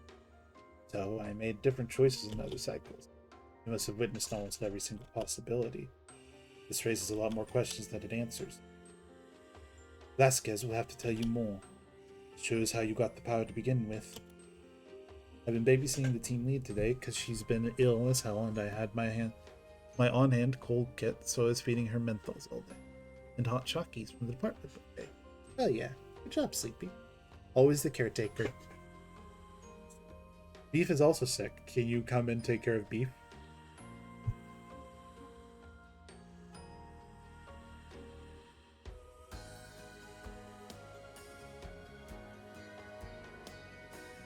Yes, Beef needs aid. But enough about me. We're here now. We don't need to think about the past. The future is what's most important to us. I noticed that he dodged my question yet again. Is he lying, or does he truly not know his past? Well, I mean his past before this infinite cycle. That's been so long he's forgotten about himself. You might be wondering about what I said. I told you everyone could revive the dead. Of course, this is just my theory. I've witnessed so much death and rebirth, and I only received a portion of your power. I know that you can bring about change. You need to eliminate Tsunami and Nagi. Then maybe you could go back in time. We could change history without any worry. They've been a fixed point on this timeline. But if we can erase their existence, then we really could change things. But I'm getting ahead of myself. All I know is that your power is limitless. I told everyone what they wanted to hear. They are still mourning over loss, some longer than others. They needed hope in this dark final hour. A great change is coming to Terra. They even affect small worlds. Acheron has a lot of work on his plate. I trained him for what felt like years. It took him a long time to learn. To be honest, he had a lot on his mind. He kept asking about Max, over and over. But it wasn't out of worry or care. I think he wants to kill her, Inkle. But he can't do that, no matter what. He can only visit her in suspended space. He must never kill anybody in that place. If someone dies in suspended space, well, they're gone from history. They simply cease to exist. I hope Acheron takes his duty seriously. No, this is a god, Eve. This is God. A grudge could cause extreme chaos, but this also supports my earlier theory. If someone can be erased from history, he does have, yes, this game is from 2015, so. If we do that, grant deaths. He definitely had a point, as weird as it was. He was so fixated on raising the dead, it made me worry if he lost anybody himself. And his desire was being reflected in his speech. But I quickly realized this is pointless speculation, especially since he can't seem to recall his past. The majority of his existence was spent helping me. In a way, he sacrificed himself for my cause. I'm sorry for my little ranting. I usually come across like I know a lot, but honestly, we're on the same page. As he says these words, the carriage comes to a stop. We jerk a little bit, caught off guard. Alright, I guess there's one more thing. I told you about the true nature of Terra, how it houses the souls of the dead. I lied to Acheron about the Orc's skills. I told him he could bring back the dead. Let's not make a big deal out of this. I told Acheron the truth as well. Salvation of Terra rests with you. You may be one to bring back the dead. He was fine with this information. So there's no bad blood between anybody. Hell yeah. Scratch Luna for me. Without any explanation, he simply leaves the carriage. I jump out to follow, but I don't think I'm fast enough. I look in every direction once I exit the carriage. For the life of me, I can't see Rayo anywhere. Perhaps he just ran off to the castle on his own. He'd get to meet Velasquez for the first time too. Hey there, Inkle. Pretty sight, wouldn't you say? See it all the time, but I still love it. He gestures broadly towards the castle with a smile. Then, a moment later, he jumps down from the carriage. What do you say? Ready? We'll have to do our best to blend in. We don't get to skip the line or anything. I nod and look up towards the castle. True, definitely was a sight to behold. Like something you'd see in the history book. This time, I would be part of that history. I can already see quite the lineup, too. Get going so we aren't late. Hate to miss the king's big speech. Guys, there's a redeem that allows me to skip characters in a scene. I need you guys to redeem the king when he shows up, okay? I have no chance but to follow, so I run after him. After everything that happened, I was finally here. One more save, guys. One more save. But we wouldn't get in without a wait. Stood in line with almost hundreds of people. Seemed like everyone on Terra was here. There were way more people than I saw back in Miele. Every moment, we get a little closer. Notice a couple of guards standing at the gate, guarding someone who's greeting guests. Wait, is that Leto? I've always wanted to meet that guy. He's a legend around here, you know. Seems like Comrade is generally excited to meet him. In fact, I don't think I've seen him like this before. Be a fan or something of the sort. I ask him for more information to pass the time. He has his way of reading you. He can predict your future or something. I've heard that he's scarily accurate. I just never expected to see him here. Hey, Inkle, get out some money. I'd love to have him meet our futures. What money would I pay him with exactly? I would know what currency is on Terra. Oh, that's unfortunate. I don't have any money either. Vasquez is supposed to pay me. He crosses his arms, and we continue chatting together. After we pass some more time, we arrive at the gates. Sure enough, we're greeted by this Leto. Hello, citizens! Welcome to the castle. Velasquez welcomes everybody to his home. Today we learn about the future of Terra. That sounds pretty awesome, Leto. I'm Comrade. This is Inkle. May I have heard about my friend? Oh, so this is Inkle. Yes, Velasquez told me about him personally. No specifics, just that he's important. That doesn't place you above the rest. I'm here to do my readings of the future. Everybody needs to know what awaits them. Velasquez has promised a brand new start. So today, the king. Everyone is... Alright, I'll skip the king for 3 minutes when he shows up. Everyone is sharing their stories inside. We're looking together towards a brighter future. We will be revealing the future of Terra. But I will get a little more personal. We'll find out what awaits you too. That's so cool. Can't wait to hear. I've always wanted to get a reading done. I'm really glad that we don't have to pay. Seems like today, everything is free. Velasquez will no longer hold anything back. So, who'll get the reading done first? Me! Conrad leads forward and offers Leto his hand. Oh, this involves him grabbing your hand? It's almost like Conrad knew exactly what to do. I'm glad to see somebody so eager. You people have been very rude so far. But either way, let's not wait any longer. Leto grips his hand and holds it tightly. Then he closes his eyes and remains silent. Yes, his reading requires the utmost focus. Sense that you're lost, Conrad. Perhaps things have changed for you. You're scared of what you might become. But there's no need to be afraid, Conrad. In your future, you are very happy. The adventure has only just begun. You're going to do lots of traveling. You'll make so many notable discoveries. These discoveries will benefit the world, and you won't be doing it alone. No chance of losing your path. That way, you feel now is only temporary. Till you've lost a loved one, they are not truly gone, it seems. They'll find a new life within you. You might become more like them, or perhaps you've already started to. This person helped to make you who you are. You might become more like them, or perhaps you've already started to. Just say that. He releases his grip on Conrad's hand. It was over. Conrad looks both happy and confused at what he heard. I'm not entirely sure what he meant, but it seems like my future's awesome. I have no objections to anything I heard. Wonder what you'll be like, Inkle. Maybe our futures will cross paths. I'm pumped just thinking about it. Oh, he's more eager than I thought. But I did forget to let you know. Velasquez requests an audience, Inkle. Turns to me and gives me a wide smile. He'd like to see you before his speech, so please go to the throne room once inside. Just after I take your hand, of course. I offer him my hand, just like Conrad did earlier. He grips it tightly and closes his eyes. Squeezes it a little tighter, like it's not working. In fact, this seems more intense than Conrad's reading. He shifts in place a little bit, almost uncomfortably. I must apologize. This is difficult. Normally I could do this naturally. It's just a lot to process here. I look at Conrad and we exchange awkward glances. But, before I can speak, Leto pulls back. Well then, that was something else. Letting me read you, Inkle. Ask him what he saw.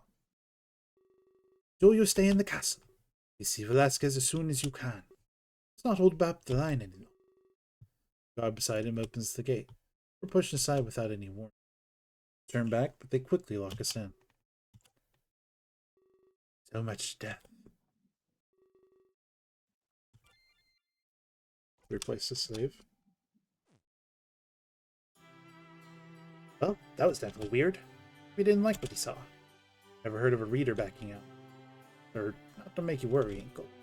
Maybe you just noticed the long lineup. Rush just in here to say I'm on schedule. I have to admit, there's something off about Leto. He didn't like what he saw. That was an ill omen. Especially given my role as the savior of Terra. But I shrug it off. I don't believe in that anyways. Whatever happened next, Leto could never predict. Especially if Rayo was right about my true potential. It's like it did when I left it. It's just like it did when I left it. I was sure wish Endymion was here right now. Mission finally succeeded. He smiles as he examines the royal halls. It must feel good for him to be back. This was what he's been trying to do all along.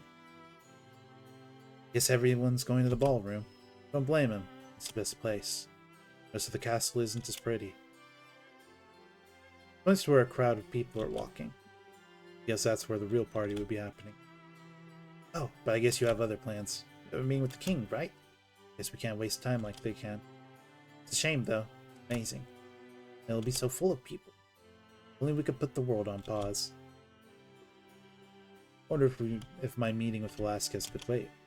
Conrad is definitely making the party sound amazing. Should I keep the king now? Well, I'm off to Velasquez. I'll let him know that this is where we'll part ways. After all, my meeting with Velasquez was important. Right, I expected it. Don't get into too much trouble, alright? Maybe I'll see you around after your chat.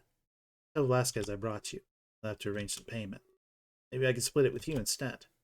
He starts walking towards the ballroom by himself. I feel bad, but I couldn't leave Velasquez waiting.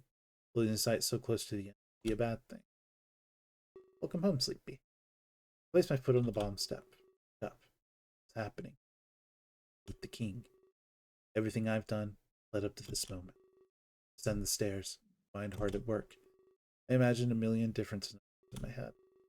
Enough I'd know the truth about everything. What my power truly was. What Velasquez wanted. When I reach the top of the stairs, I see a large door. Clearly, this was the throne room of Velasquez.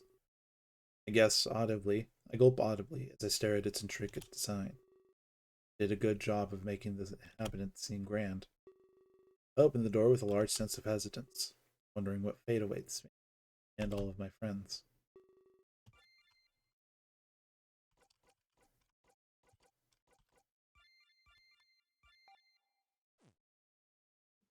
Well, I've run out of save slots.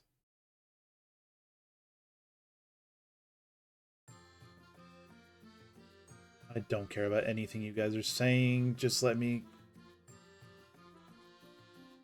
Please shut up.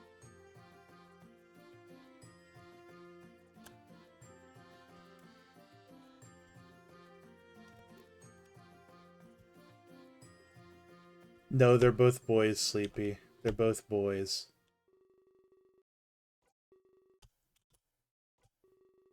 He slowly opens it. Uh-oh. Hey there. Hey there.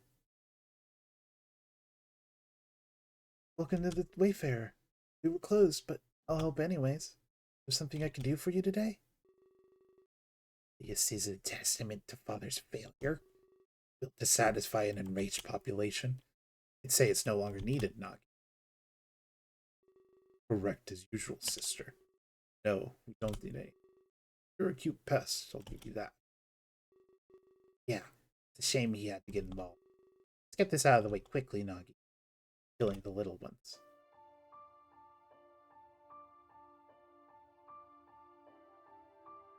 Those were the children of, those two big guys were the children of the God King. Anyways, I have to skip this guy for 3 minutes for Beef's thing. I've been through, I'm finally here. A whirlwind of emotion overtakes me, and I panic. There are two thrones in the room, side by side. One is a beautiful white, the other a dark black. I wonder, which one does Velasquez rule Terra from? I scan the room and take in my surroundings. There's a part of me that finds this room familiar. Of course, I accept this as a possibility. There's no way I've been here before. I'm not sure where Velasquez is, and this concerns me. But as if to startle, the doors behind me slams shut. Quickly turn to look and see a man clad in royal gear. Finally happening. This is Velasquez. Alright. I know exactly. He releases the grip of my hand and walks away.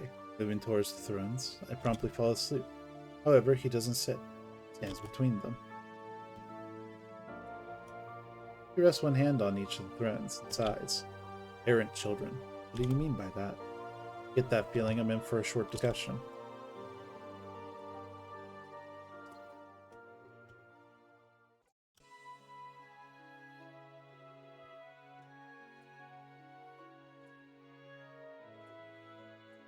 Oh, it's a good thing I could skip all of this. Thank you, Beef. This ends when my timer hits for 8 minutes and 32 seconds.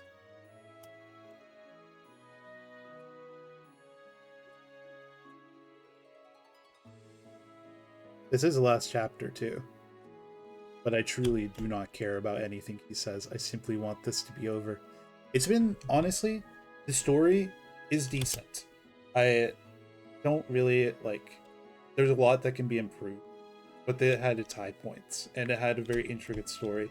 I just felt as a player so uninvolved in the story, and that I never got choices when it mattered. So I would say that I enjoyed reading it, but as a game or a visual novel game, it really falls short of giving the player agency in any way, shape, or fashion. Because for some of the characters, you only have one chance to like improve your relationship with them, and I feel like that's a fault on the game itself. Like I shouldn't be punished for having no choice in the matter. Also, he's really talking a lot. Is it just me?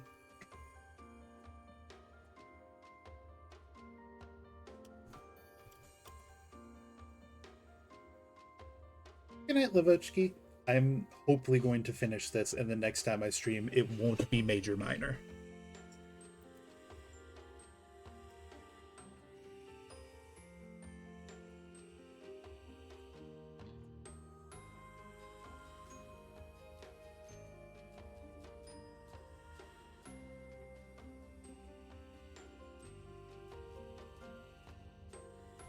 No, Lavochki, I want this to be done. Okay, let me make sure I have this straight. We create gods, and they want on to rebel. They cursed the earth, so Velasquez made Rayo. But eventually, Terra became cursed as well. Nami and Nagi wanted to destroy the Federation, so they were likely harvesting energy from death. This meant they were destroying reality planes. Velasquez wanted to kill them and save the Federation, but he wouldn't just stop at saving the Federation. He'd give freedom to all of the reality planes. This would pull him into the same physical space. A new universe would be born, completely unconnected. If that was to happen, he'd need to lure them back. This meant concentrating power in his own vessel. If they came to harvest it, a battle would ensue. All of that power in his secret room would be unleashed. This is what Velasquez would use to carry out his plan. He'd combine his energy with the energy that harvested. It would be like when Nagi tried to unleash my power. However, instead of destruction, liberation.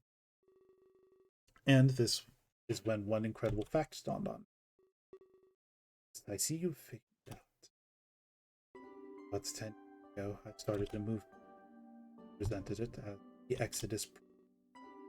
I promised to open all of the connections.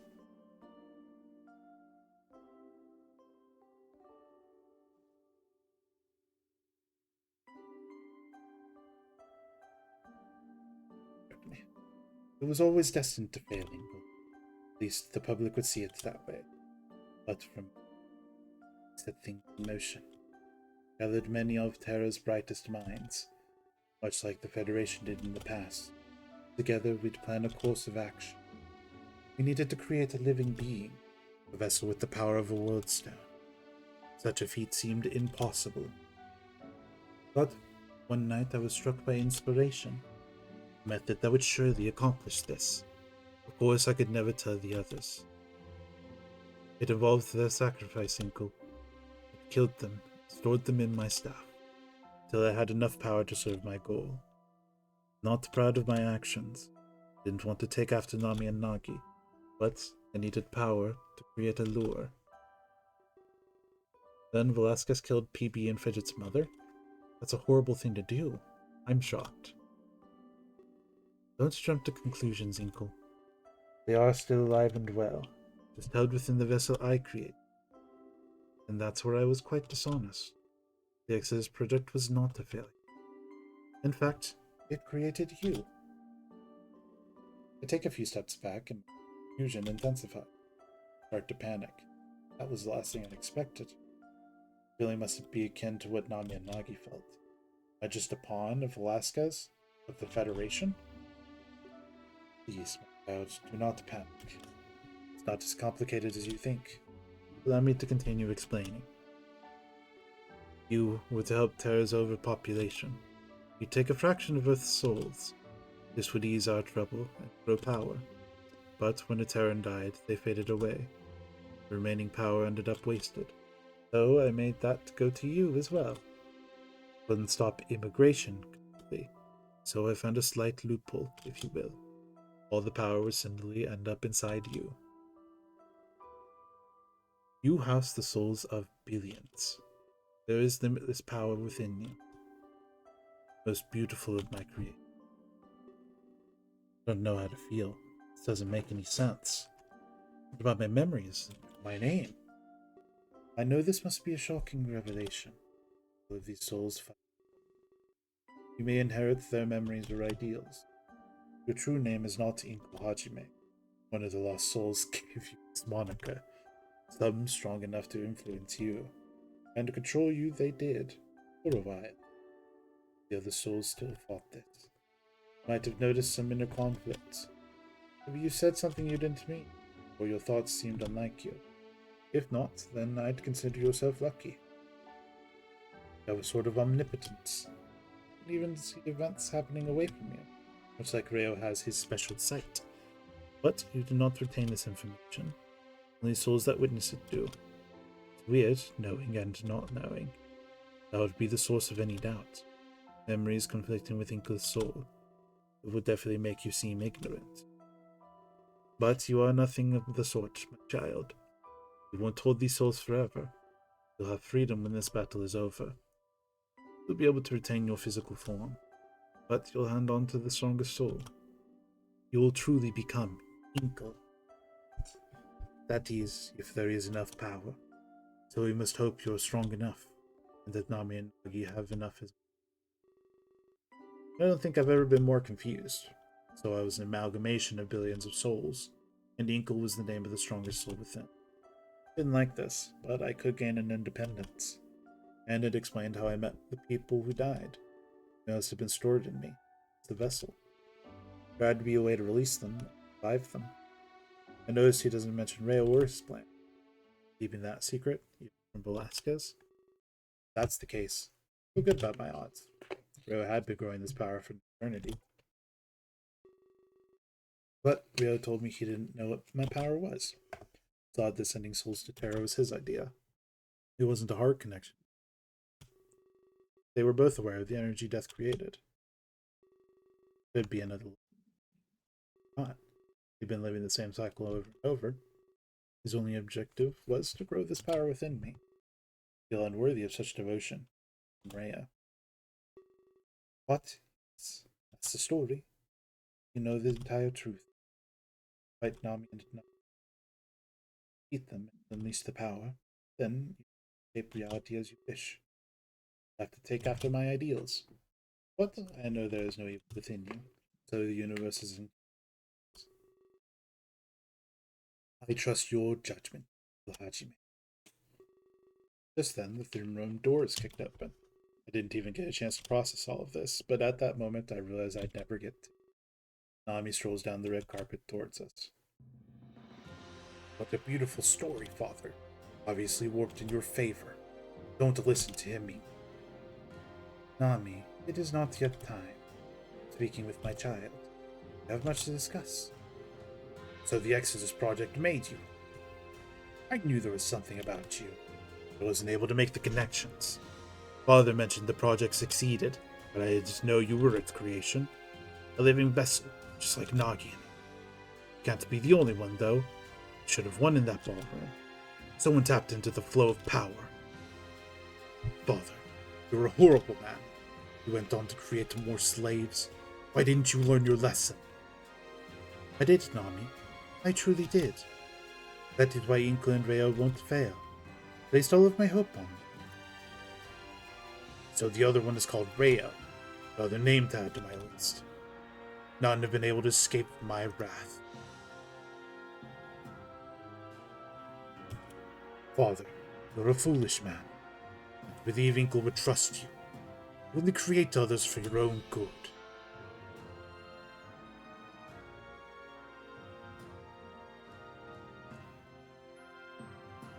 She lowers her sword, as if to show a lack of hostility.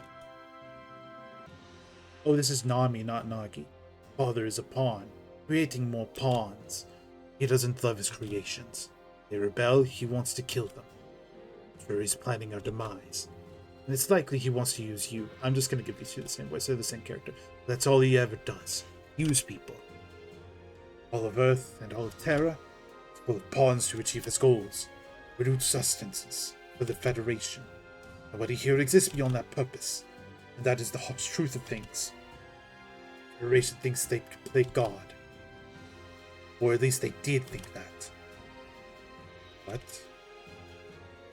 Nami flourishes his sword before attacking Velasquez, who skewers the blade through his gut. Smirking, straight into his eyes, she laughs. Your Federation is no more, Father. Destroying it was almost too easy. Sights have been set much higher now. I've waited so long for this.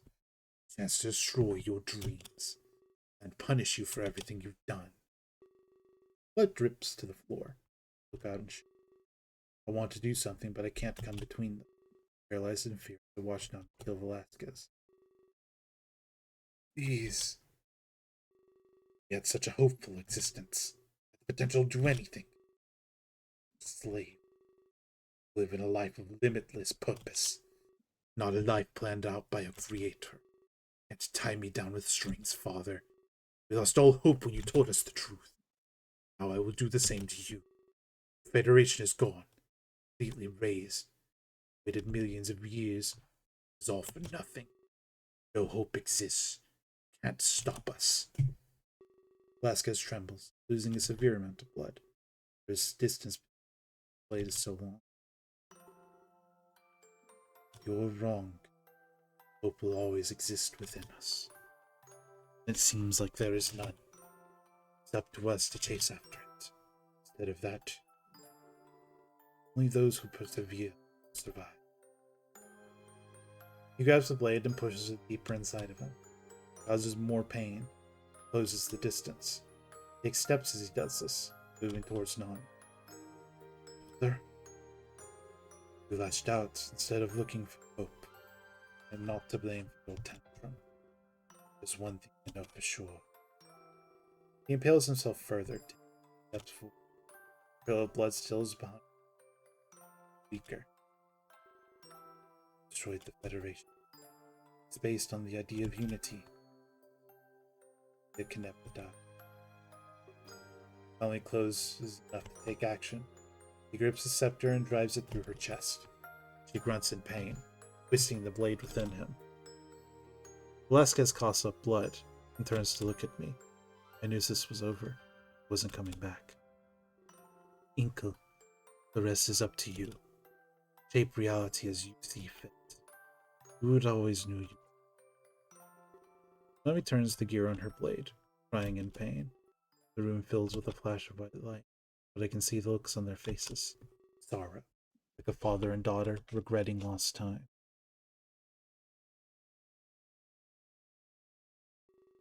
And when it subsides, they're both gone. The only thing remaining is Nami's sword on the ground. I walk towards it slowly, with a sense of anxiety. Their energy merged into this blade. I kneel down to pick it up with intense hesitation. If that was the case, its power was incredible. The power of Nami, the scepter, and myself. If anything could stop Nagi, it was this. When I pick it up, I hear clapping behind me. I turn to see Nagi, standing by the throne room doors. He must have been watching. Shadow.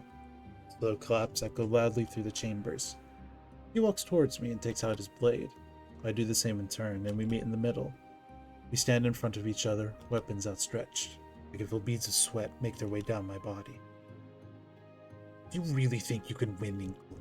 Remember what happened last time? But lucky. It won't happen twice. I stand on my ground and grip the sword tighter. Last time I didn't stand a chance. This sword I might be able to win.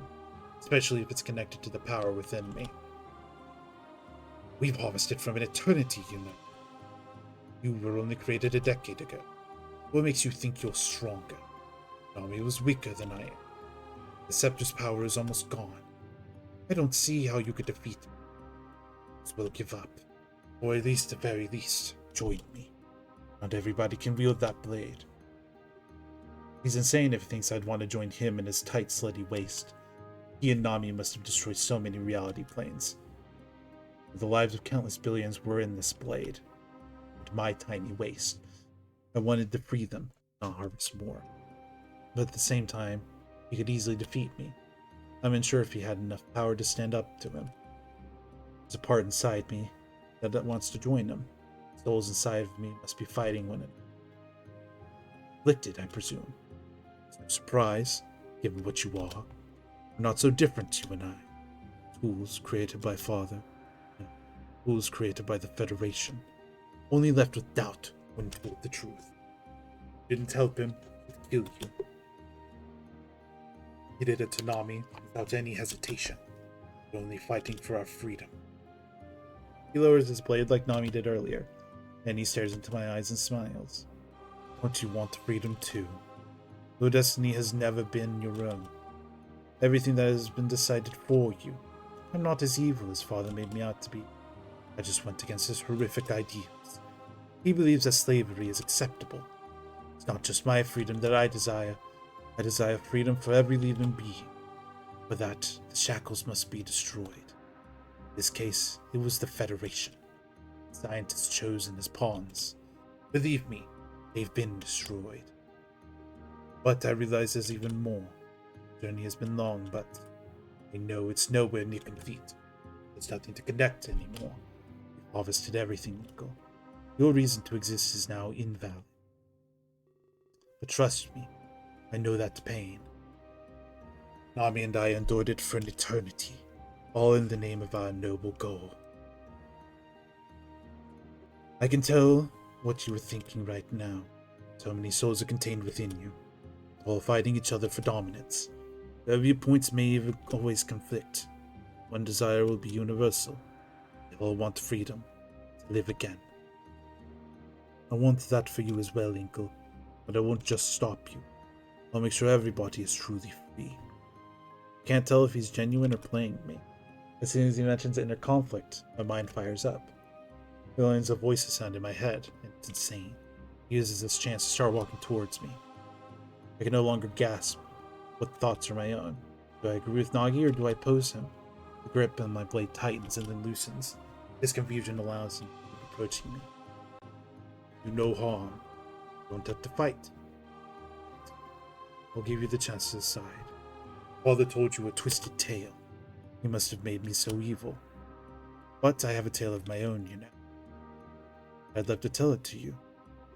He approaches me and places a hand on my shoulder.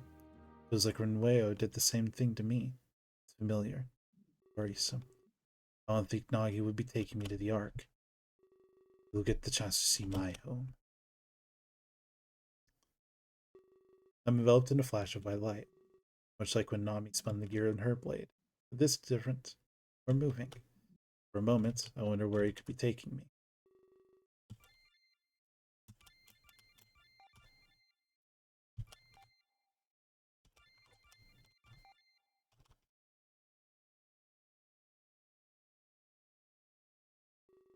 At an earlier time, a bit of panic, escapees from the Wayfarer's Tavern hid in the forest. Here in their lives, they fight to catch their breath. I really don't care. This has no impact on what's about to happen.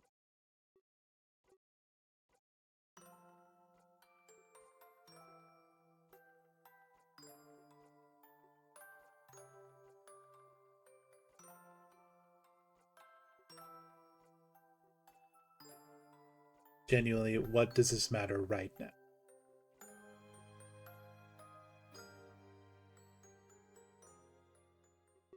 When I open my eyes, I'm confused by what I see. There's also a weird sensation in the back. For some reason, I see Righty and PT, but in front of me is actually a rusty hanger bay. I shake my head in clarity. After a few moments, Nagi approached me. Righty and in some sort of danger. If that was the case, I'm sure Nagi would. Sorry for the mess, Inkle. This room doesn't get much use. Promise the rest of the ship is clean.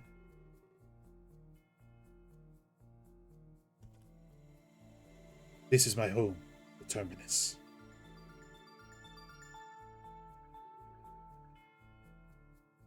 Seized with force by my own hand. But please, follow me, Inkle. This room doesn't benefit our conversation. It's merely an organic landing pad. Organic landing? Yes, it's able to transfer living beings, even if they are nowhere near the ship. As you can see, we don't get much company. He laughs, clearly a jab at the dilapidated room. I understand, though. It's like getting beamed up. You must have transferred us both from Terra's surface. You'll find this place beautiful. First impressions can be a damning thing. So thought I was ugly at first.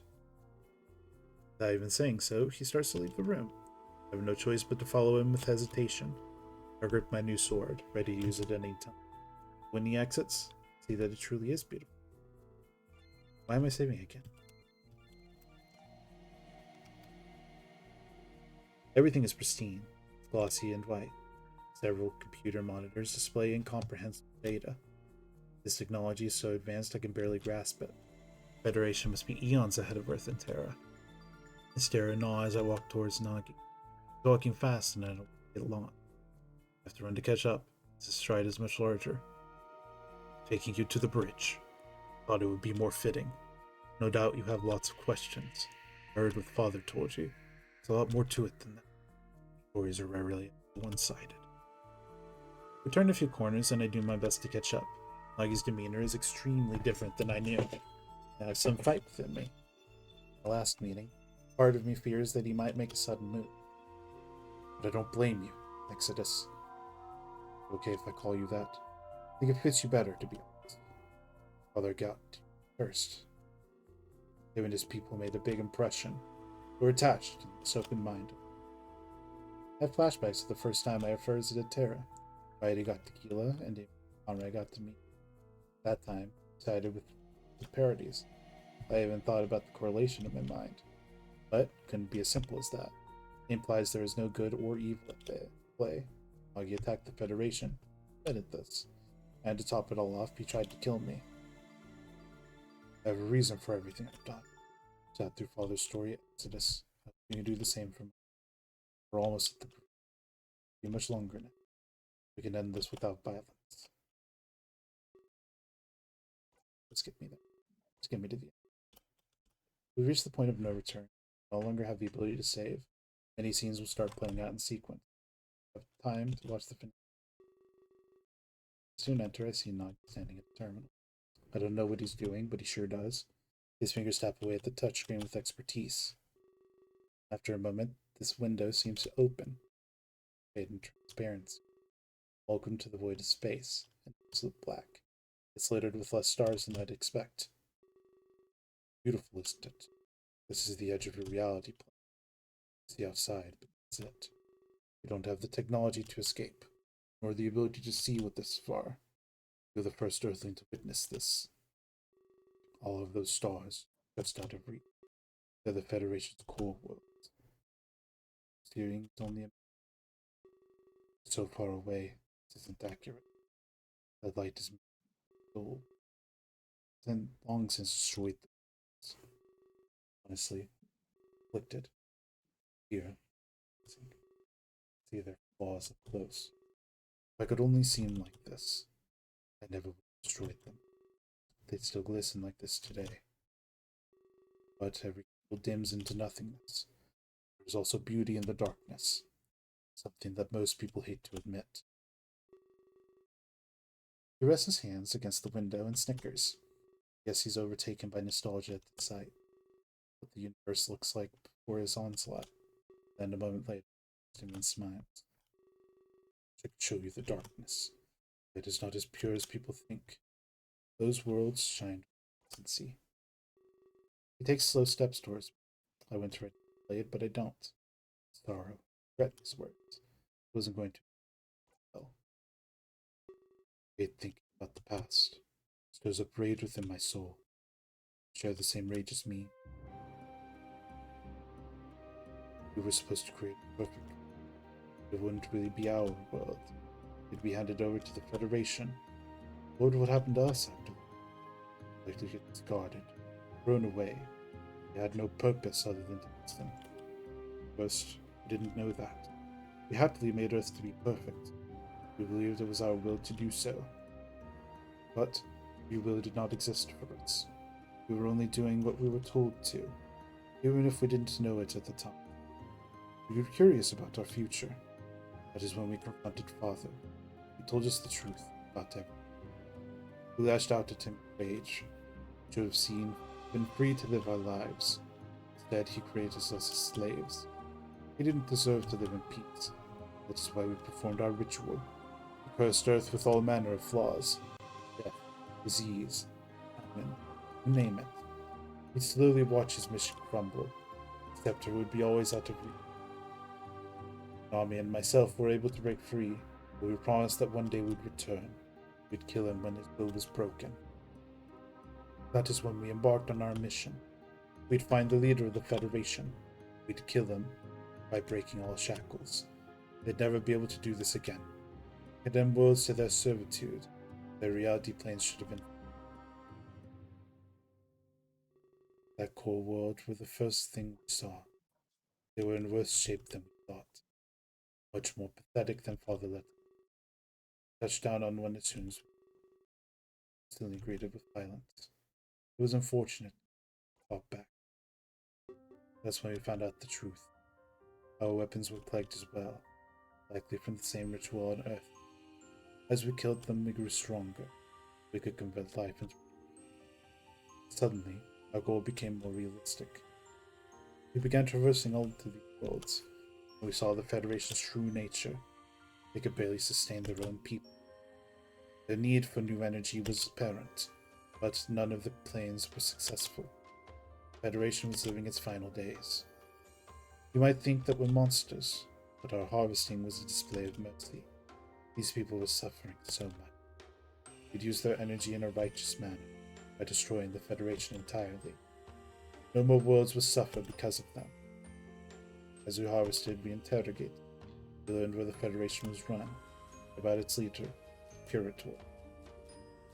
We knew where we had to go, where that the Imperator called home. There could we end the but we saved it for the last exit. That the Imperator suffered. Much like Father would be at the same time. He'd see his Federation fall apart. He lost all hope. Then the universe would be true. Our journey finally led us to the home world. We were all powerful, we the invincible. Truly enough, this world was a paradise. They weren't suffering like us. The Imperator obviously did this on purpose, ensuring that he was able to live happily. We met with him and had a long talk, stood by his morals to the very end. These experiments were for the greater good. He was civil. It was unexpected. His experiments led to so much suffering. He was the biggest mass murderer in history. Therefore, his end was very fitting. We killed him, showed him no mercy. He was destroyed by his own experiments. We should have been satisfied, but we weren't. Was there something else we had to do? That's when we discovered the Terminus. The Federation knew that they were dying, so they no longer sat around waiting. They built a ship capable of reality travel. They wanted to visit the reality planes. Rather than waiting for them to break free, we seized their ship without hesitation. That's when we realized what we to do next. The Imperator was not the true creator. Something, or someone, made the Imperator. The Federation didn't spawn from nothing. Its entire universe was likely created. But what would hold such power? We needed to continue our harvest. But now we could visit the reality planes. We were no longer limited to core worlds. The power we could gather was infinite, but we needed every bit of it. We'd be breaking out of the universe. Reality planes were nothing to us anymore. The Federation was insignificant. There was an even greater target out there. So we did what we'd been doing. We started harvesting the reality plane. Our power grew with each successful harvest. That's where Terra piqued our interest. Oh my god, please shut the f up. And grow you did, Exodus. Nami and I harvested the universe, but somehow your power rivaled that. It would definitely be enough to break free. That's when we decided to come to Terra. Nami was driven by her lust to kill Father. And who was I to get in her way? She had a desire that was truly her own. She wasn't acting under any influence. We let her do it, even if she died. Her final act would be her own choice. There's nothing more beautiful than that. I promised I would achieve our goal. That's why we destroyed the tavern. There'd be no need of it anymore. It was symbolic of Father's failure. His hopes to see a connected universe. We had fun razing it to the ground. And that brings us to where we stand, on the cusp of a universal revolution. To find the All-Creator Exodus, even if I have to travel forever. A million universes get in my way. I will find them, destroy them. I'll use their power to start over again. A new beginning for all of existence, without the suffering I have witnessed. That is what I truly made to do. I wasn't meant to make a perfect world. I was made to make universes of perfection. And you can help me, Exodus. Your power is vast and infinite. You don't need to follow Father's orders. His dream is less than ideal. His universe would be overpopulated. It would suffer in the exact same way. He'd have you undo all of my harvesting, back every world and every life. But that's not such a good thing. They lived a horrifying existence. Some of these were truly evil. The Imperator was living proof of that. Everything would be connected for sure, but it truly is harmonious. I don't think that's the case, Exodus. There are worse people than me.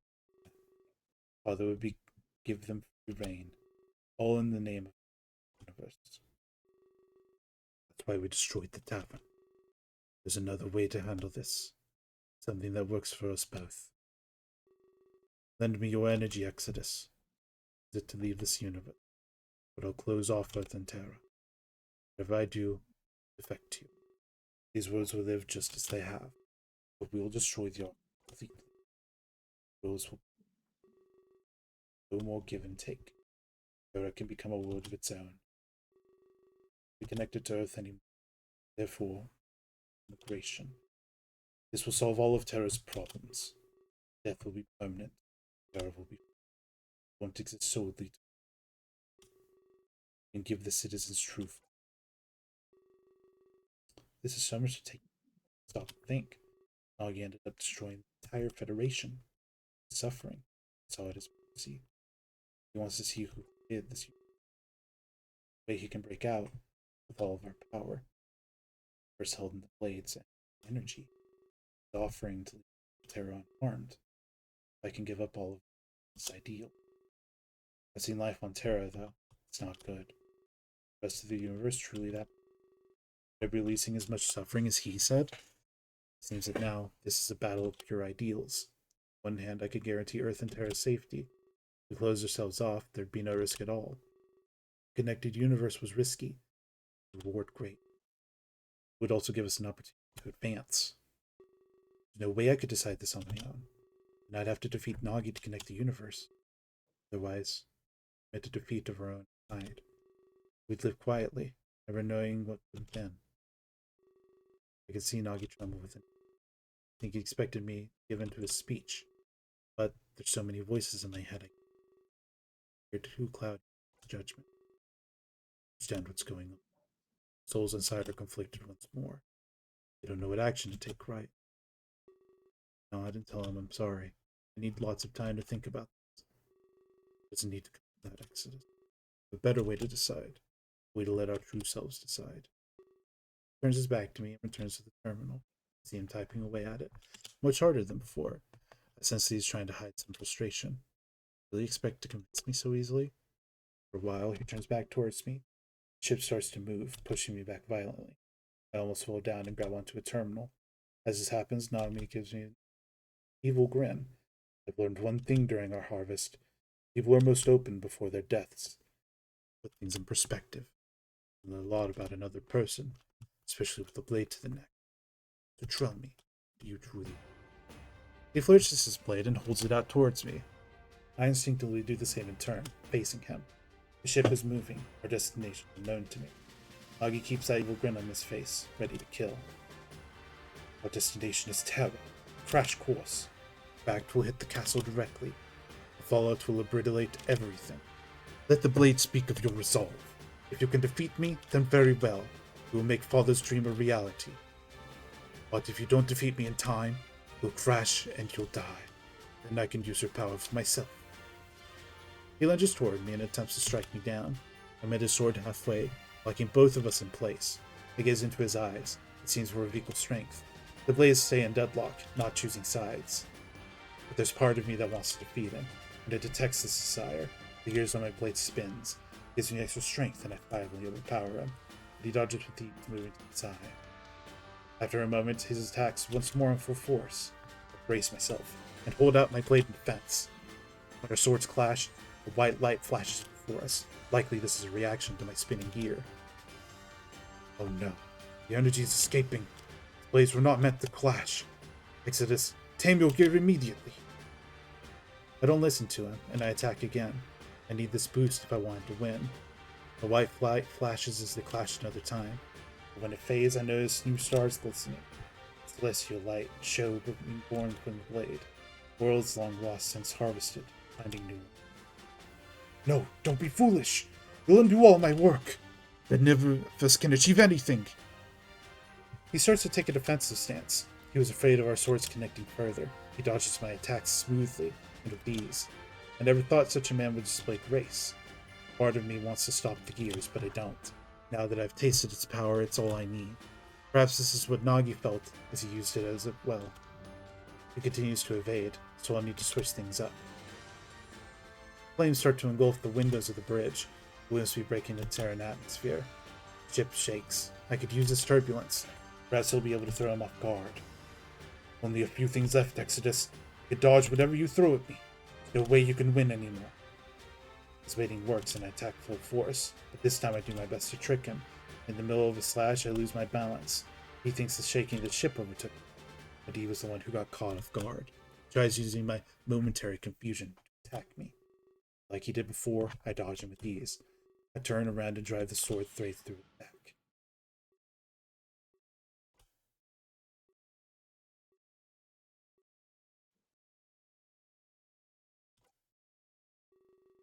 He lets out a grunt and falls to his knees. He remains there, panting heavily. The floor fills with pitch black. He bows his head down, as if admitting defeat. Blade left inside of him. A puddle of blood on the frozen sides. I watch on and on, expecting him to pass out. Congratulations. You've done it. Proven how stupid you truly are. He laughs as he rises to the feet. It was all an act. He reaches behind him and pulls out my blade. Now he has both swords, and he wasn't even hurt. For a moment I regret underestimating him. We weren't so quick to hurt, Exodus. We were both born from Worldstones. I'm surprised you thought it was over. But now I hold both blades. Infinite power courses through my veins. There's no way you can hope to win this. He walks toward me, and I retreat in fright. But eventually, my back hits a wall. It's exactly like the ballroom incident. I look around in panic, trying to find a way out. No one can save you now. But why should I even wait? I can unleash your power right now. A few more steps, and he's right in front of me. I know there's no use trying to run. I tried the same thing back when Endymion died. But this time, I wouldn't get sent back to Rio. I often wondered if this were his afterlife. On the off chance that there is, give father my regards when you see him. With that, he plunges both blades inside of me. I scream as I'm pinned to the wall of the terminus. Vision falters and I look out the bridge window. The Terran surface grows bigger with each second. That's the world that wanted your help. You could have saved them, you know. Gave you a perfectly valid offer. Instead, you chose to fight. You chose a battle you knew you'd lose, and they will all suffer. Look at those beautiful forests, Exodus. It's the last time you'll ever see them, or any Terran for that matter. Souls will continue to travel here, but they will find only hell, engulfed in fire, burning for eternity. He pushes the blade deeper and makes the Gin spear. Gears spin. I can feel my essence draining faster than ever before. He was right. I could have agreed with him back then. Last moments alive, with regret. Vision slowly starts to fade. It seems to activate our power at the last second. The moment to leave this universe. I'd die, and everyone on Terra would suffer forever.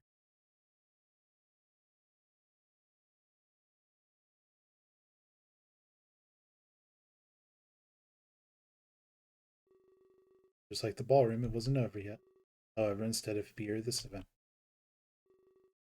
Not so fast, Noggy. He quickly turns to address the intruder. He's caught off guard as they've never met, but it's good to see a familiar face after this. Part of me knows exactly what will happen next. Acheron, do it now. While Nagi is confused, Reo makes his move. He dashes towards me and pulls out one of the swords. Then he returns to the center of the bridge smirking. He points the blade at Nagi, completely determined. So we finally meet. Velasquez's creation, together at last. He sure screwed up the first time around. You're the other one then? You foiled my plans in the ballroom. Brother, do you have a death wish? Nagi turns to me and tries to take the second blade, but before he can get to me, he stopped. Going somewhere. Acheron quickly removes the other blade. I fall to the ground in a puddle of my own blood, but they have both swords, free to kill Nagi. They stand there pointing both towards him. You two, explain yourselves. I demand you tell me what's going on. Like you did to all the others you killed. Don't make me laugh. You don't deserve it. Today we erase a scourge from the universe. Reo lunges towards, stabbing Nagi straight through. The larger man stumbles back, groaning in pain. Acheron, let's end this. Destroy the cause of so much suffering, and give a brighter future to everyone. Couldn't have said it better myself. You know, I thought I won't, but now I know this is truly the end. He follows after Reo and stabs Nagi as well. They both look at each other and give a firm nod. They activate the gears, and Nagi screams in agony. You fools! You can't defeat me! I am the embodiment of death, a force more powerful than anything. Acheron simply laughs. And I am the embodiment of life. For the first time, it has prevailed.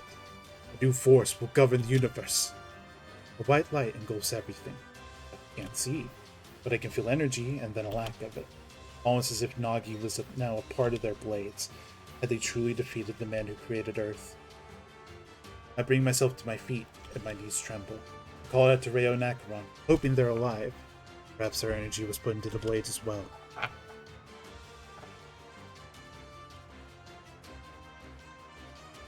When the light subsides, I see that's not the case.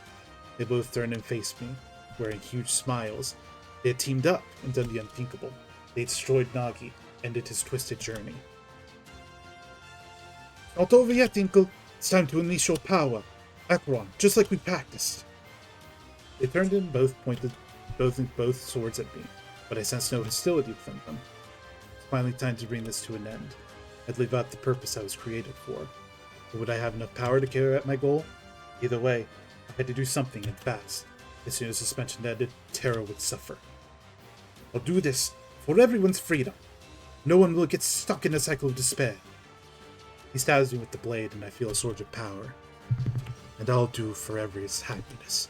No more will death triumph over life. Acheron follows suit, plunging his sword within me. Here, with the ability to change history, will bring about a hopeful future. Inkle, we believe in you! They push their blades in deeper, but it doesn't hurt. Instead, I feel power like I've never felt before. It's time to change history, make things better. I looked deep inside, finding out how much power I had. With all of it, I'd create the best possible reality. And how much power did I have, and what could I do? This was all culmination of every action I've ever took.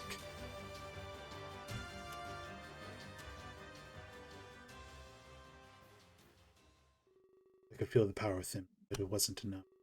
At least, not enough to achieve Velasquez's goal. Perhaps it was because I unleashed while I fought.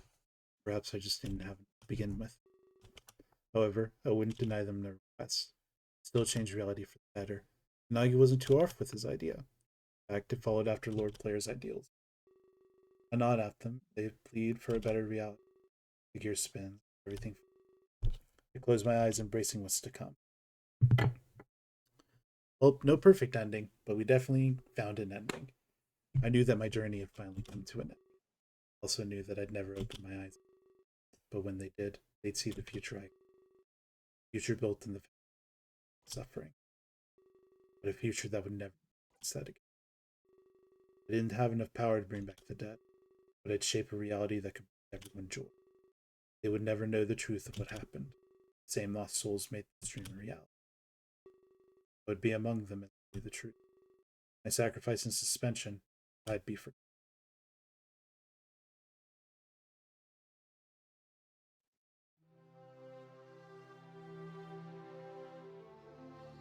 Yay!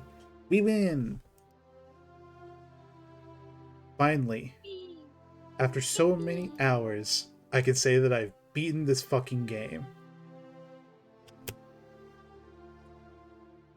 Ah, Congratulations. fucking finally, dude. Get this fucking shit game out of my face. I don't give a fuck about the epilogue. Your game is bad. It's not, 5 streams. it's not that bad, honestly. I actually had a little bit of fun. It just dragged on.